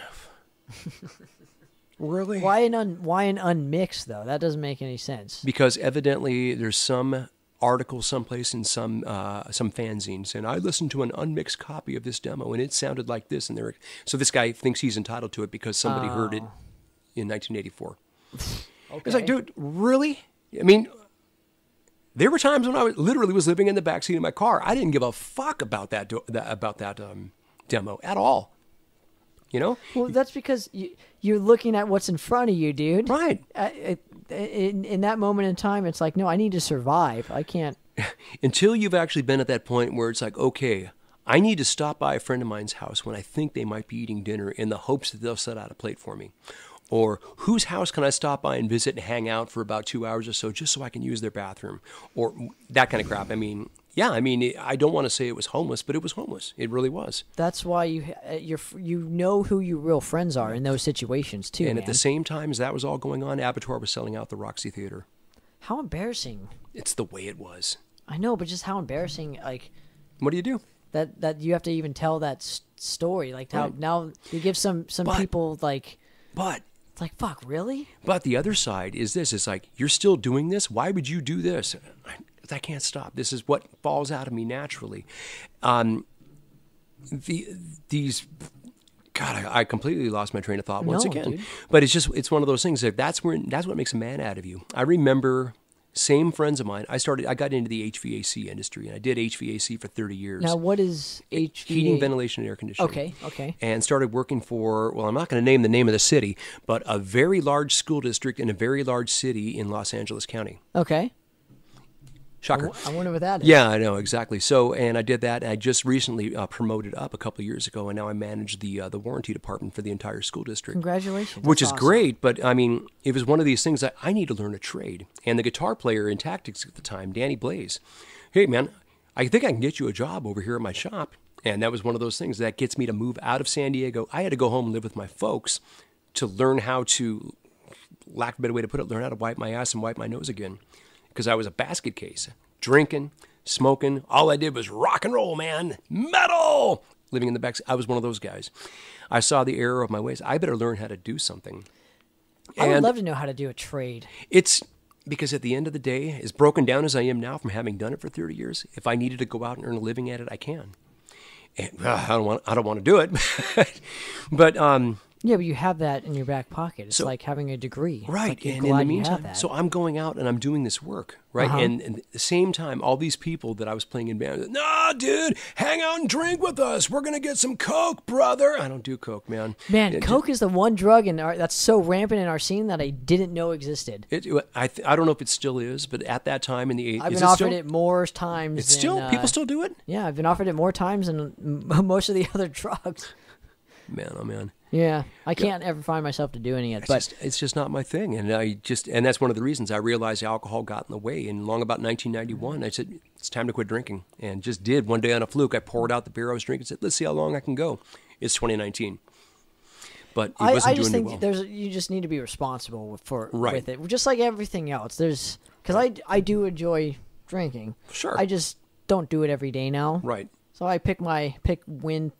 See, but you learned. You don't do it every day now. There's people that have never learned, and they're getting to be my age group. Yeah, but I'm a vocalist. Yeah, I'm always freaked out of losing what my personality and my voice. Scares the shit out of me. It does. That's one of the things. That's the biggest scary thing about going on tour. It's like if you can't hear yourself, how hard am I going to have to push? What? Uh-oh, what happened? You're good. Okay. How hard am I going to have to push? Move the camera a little bit. Okay, there you go. Good. How hard am I going to have to push tonight so I can hear myself? And what will my voice feel like tomorrow? Yeah, what's the biggest piece of advice you can give a fellow touring musician? Maybe that's never toured before. Don't be stupid, and you know what stupid is. Because my rule is I put in rules in place for me personally. It's just a personal thing. I don't drink on tour. Okay, good. Because of the fact it's I gotta if you're fucked up and playing your instrument, you probably might do better than what I would be if I was fucked up and having to sing and play guitar at the same time. I need to be in that mindset where it's this is the greatest high that I can possibly have. Why ruin it with other substances? Why not just enjoy the moment for what that it is? Because it's going to be gone, and then I'm going to be okay, now, now let's go enjoy the rest of the moment kind of thing without being fucked up. Exactly. Okay, so number one, you don't drink on tour. What now? What else? Ooh. I get plenty of rest. Have to. Just because of the I just as a vocalist and as the front man, yes, my ego is huge, ladies and gentlemen. Don't give a fuck, but I need to make sure that you guys that I put on a show for you guys. Yeah. I need to make sure give you what you paid for. Exactly. That's very true. And then I always try and eat healthy, so I don't eat dairy on tour as well because dairy gets me bloated and it strains my vocal cords. I agree with that. So those are pretty much my three: plenty of sleep, no drinking, and not a lot of dairy. That's from that. Oh, okay, gotcha. Yeah, that's these springs right here on the I was trying to think. It's just the microphone like a fan is going. Yeah, they can pick up. Yeah, but there's that. Am I missing anything though? Is there something? What are your 3 rules for tour? 3 rules. One of them, don't drink, don't do anything stupid. Get the rest. Don't do anything dumb. What I mean by that is somebody up as much as I just got done talking about playing basketball with Biff. Don't play basketball because what happens if you jam your finger? Oh, okay. Okay. Somebody has a skateboard, or you're gonna. I remember one time watching Carlos is in Evil Dead now. At the time, he was in Agent Steel. We played a show together, and he came down a loading ramp. He was on top of his cabinet on 4 wheels, hit something, and went tumbling. Right? Oh no! Didn't get hurt. But my first thought is, what the hell would have happened if he would have gotten hurt? Vince from Body Count, bass player. He did something on this past tour. I don't know if it's public knowledge or not, and if I'm revealing something, I don't intend to hurt anybody's feelings, but apparently he jumped off of his amp, broke both of his ankles. Holy shit. Dude. I don't know if that story, I'm going to preface this by saying I don't know if that story is true or not, but he had to finish the tour in excruciating pain. Oof. And including, I think, even sitting down at times. Wow. But it's something that, you probably could have done as a youngster, but doing stupid things like that could change everything. But you not could go even home. as a youngster. I mean, you could be smart, have fun, and kick ass at the same time, dude. Right. If it's cold out. Learn from your guys' mistakes here. Right. If it's cold out, don't go out in the cold.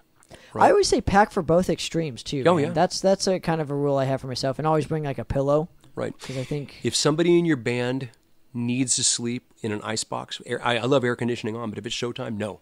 You know, Rigo Amezcua, who used to play in drums and Agent Steel, he was playing in Tactics. You know, he was in Tactics for a bit, and we were playing in Phoenix, and of course Phoenix is hot, and he turns the air conditioning on, and I just like having air conditioning. He had the thing dive bomb down to like 50 or something like that, so it was never going to shut off.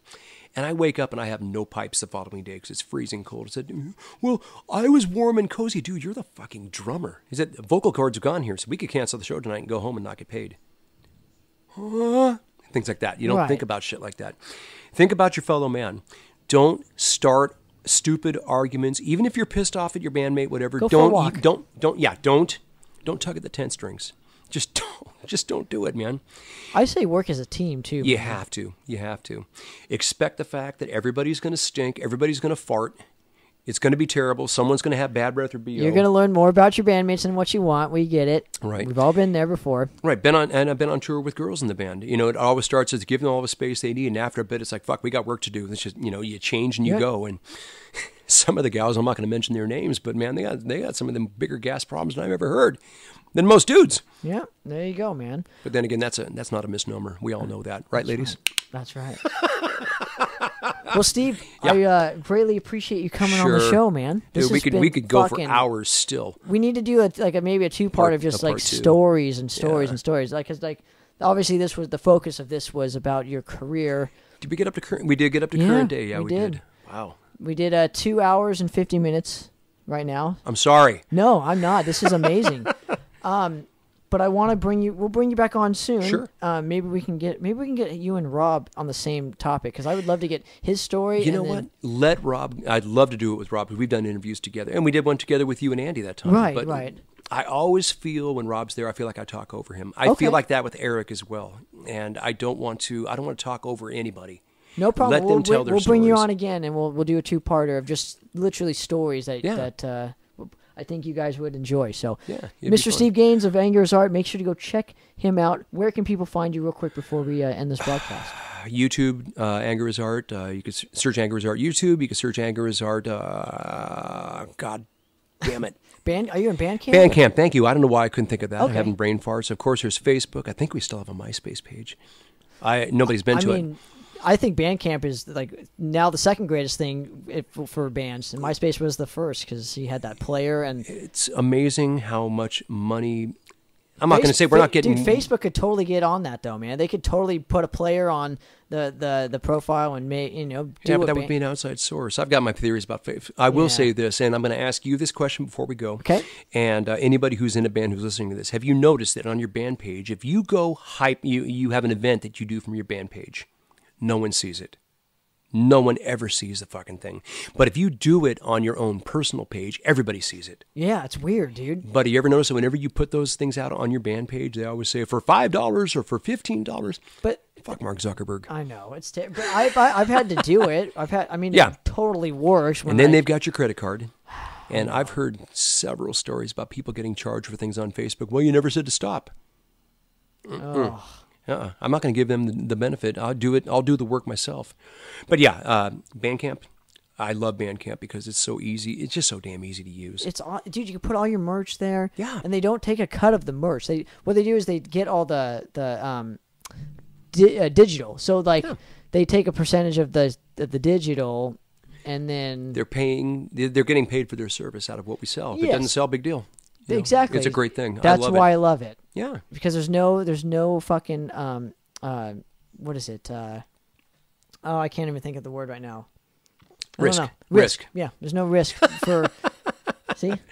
Exactly. For the bands or whatever. But Absolutely. so make sure you go check out Mr. Steve Gaines. Okay. Thank you very much. One last thing. Make sure you go to Malone's it's on the 12th, right? Yeah, this Wednesday Madrost and Flotsam and Jetsam will be playing Malone's in Santa Ana. Yes. Next go see Wednesday. it. You will not be dissatisfied. Well, thank you, man. Yeah. If you ever want to see Madrost this year, I can't highly suggest enough that you guys go out to Wednesday's show because I would love to see all my friends there and be there, guys. Come on, when are you going to play, Tanner? When are you going to play? This is your chance to make good on your question. Yeah, and I get that question all the time. We all do. And hey, we're playing right down the street from you. This is it. So Yeah. either take it or leave it. If you're not there, totally get it. But don't ever ask me, why? How come? When are you guys playing next? It's like, nope, we already played. You had your chance. So there you go. Anyway, Steve, pleasure, man. Thank you so much, very sir. much, sir. I'm out. Out we go. Episode 31 or 32. I can't remember at this point. 32. Poppitt's Corner. I'm out, sir. Mr. Steve Gaines. Bye, guys.